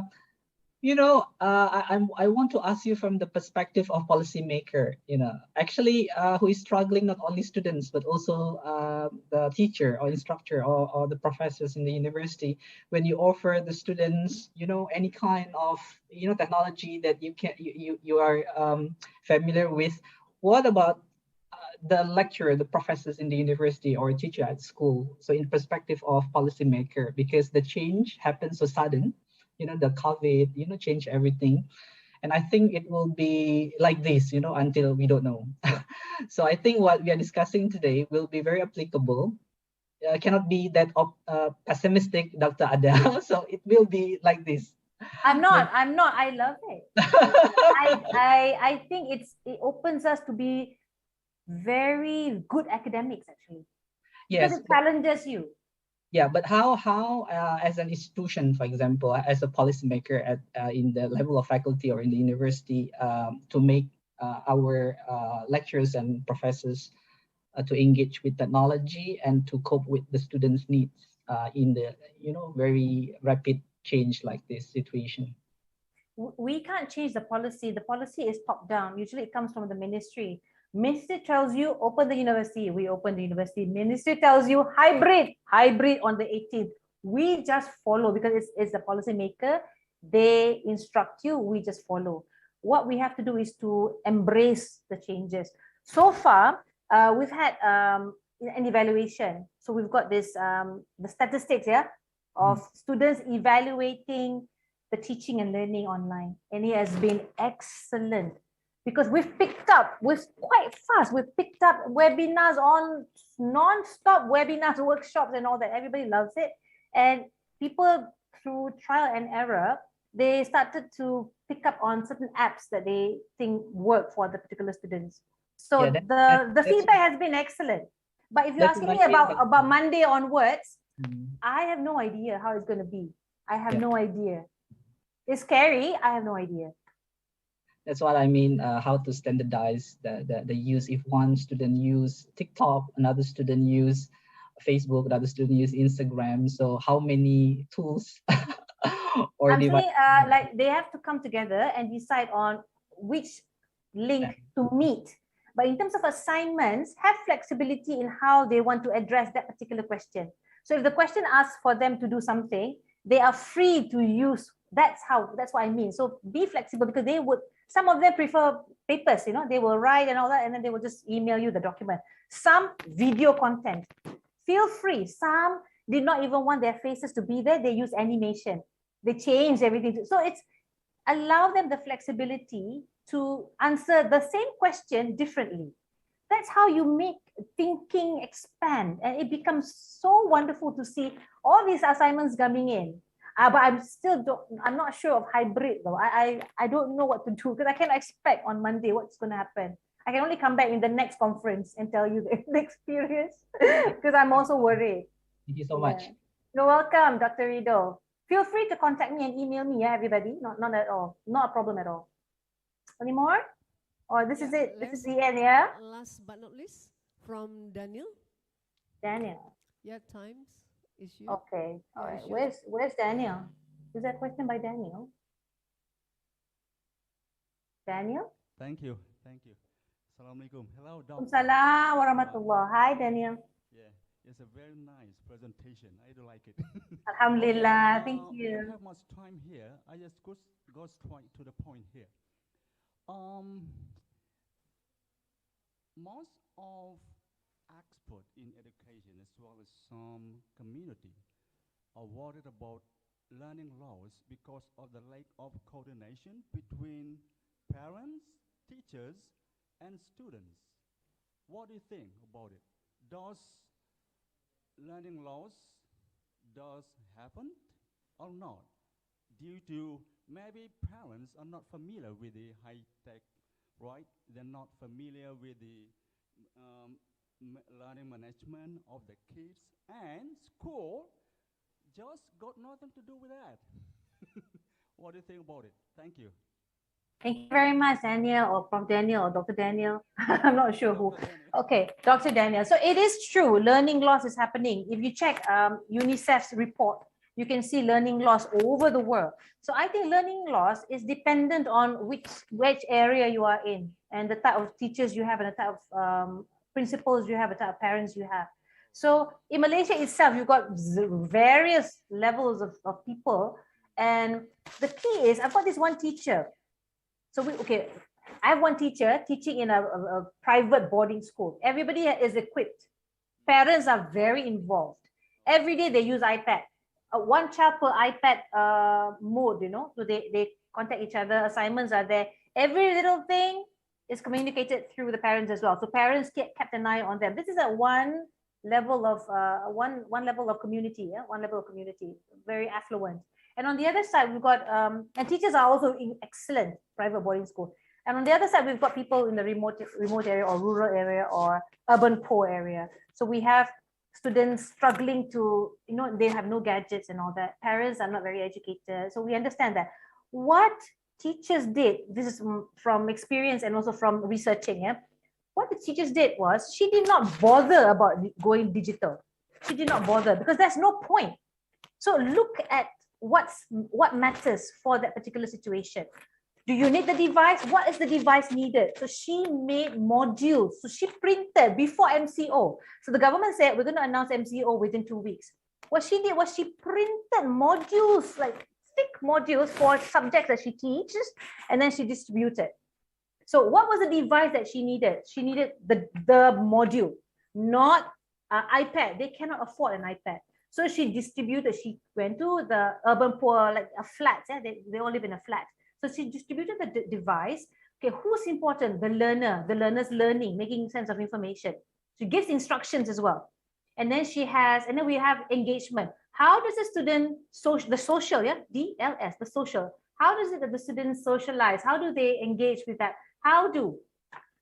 So what happens was the questions asked, some of the questions are written form, some of them are drawing, some of them are graphs, some of them are, so the engagement, the social becomes from here, from the pen to the paper, the drawing. What she does is she goes there, she collects after 1 month, and then she gives another one. So she provides feedback on paper. So it depends. If you are a good educator, stand and stay within your principles. There's no computer, I'm not going to teach. No point. There's no online learning. So how do you produce teachers like us? I'm not from the Faculty of Education, we produce teachers. How do we produce teachers with those essences, those understanding that the importance of learning is when you have those and that you can do whatever as long as the students understand something. Even if they can't come to digitally online, it doesn't matter. It doesn't matter. Learning does not need to take place online. That's not what is in the theory. That's not it. So what she did was, I'm giving you a real example in Malaysia. That's what she did. And I was blown away. I didn't know they could do that. So within the 2 years, there are many cases that I think you can pick from your own state and your own countries. Find out about them, compile them, and start sharing, disseminating these things. You know, so this is what's happening. And the learning loss is actually our fault. If we are educators and we have parents who can't do it, or they are out of work, they don't have a job, suffering depression, all that, what can you do? What can you do? So you can't expect too much from them. They're not affluent. They don't have access to anything, no money, nothing.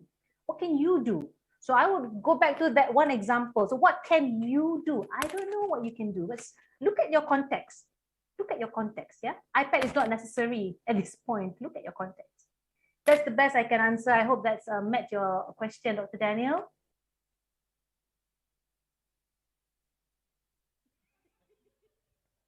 I can hear laughing. Finish? All right. Thank you, Doctor. Thank you. Thank you very much, Prof. Adelina. Yeah, so far we listened the last two keynote speakers. Yeah.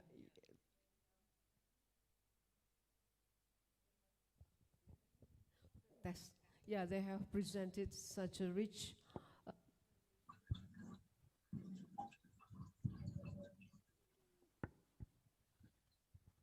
yeah. So we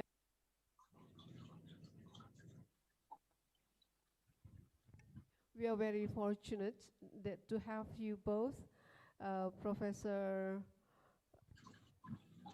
what is it, from Korea, Hyo Jung-soo, PhD, and then also Professor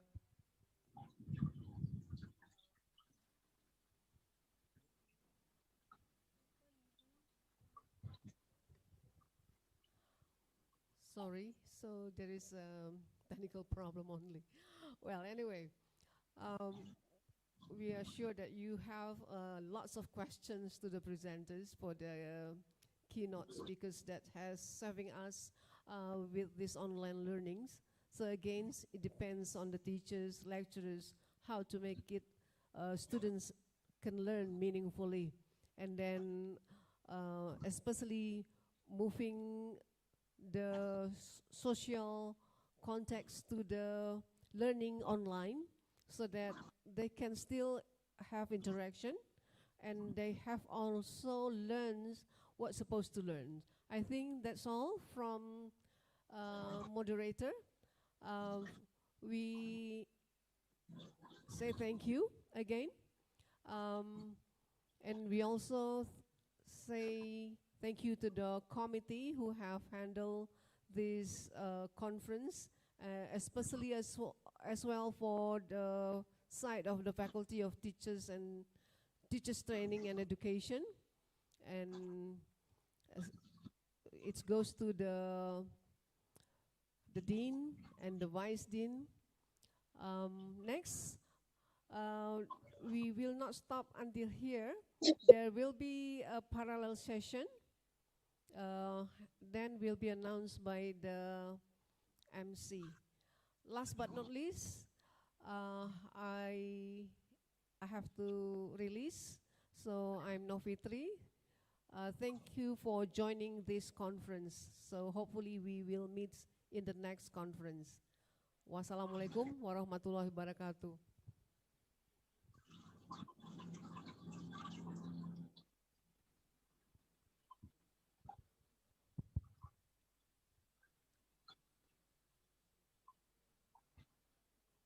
Thank you, Dr. Novitri and the keynote speakers. So that's the end for our keynote speaker sessions. We will have a short break until 1:15 Jakarta time. So attention for all the speakers. You will be moved to your specific room based on your paper numbers. So you need to write your name followed by your number room on participant name. Thank you. We will come back at 1:15 Jakarta time. Thank you.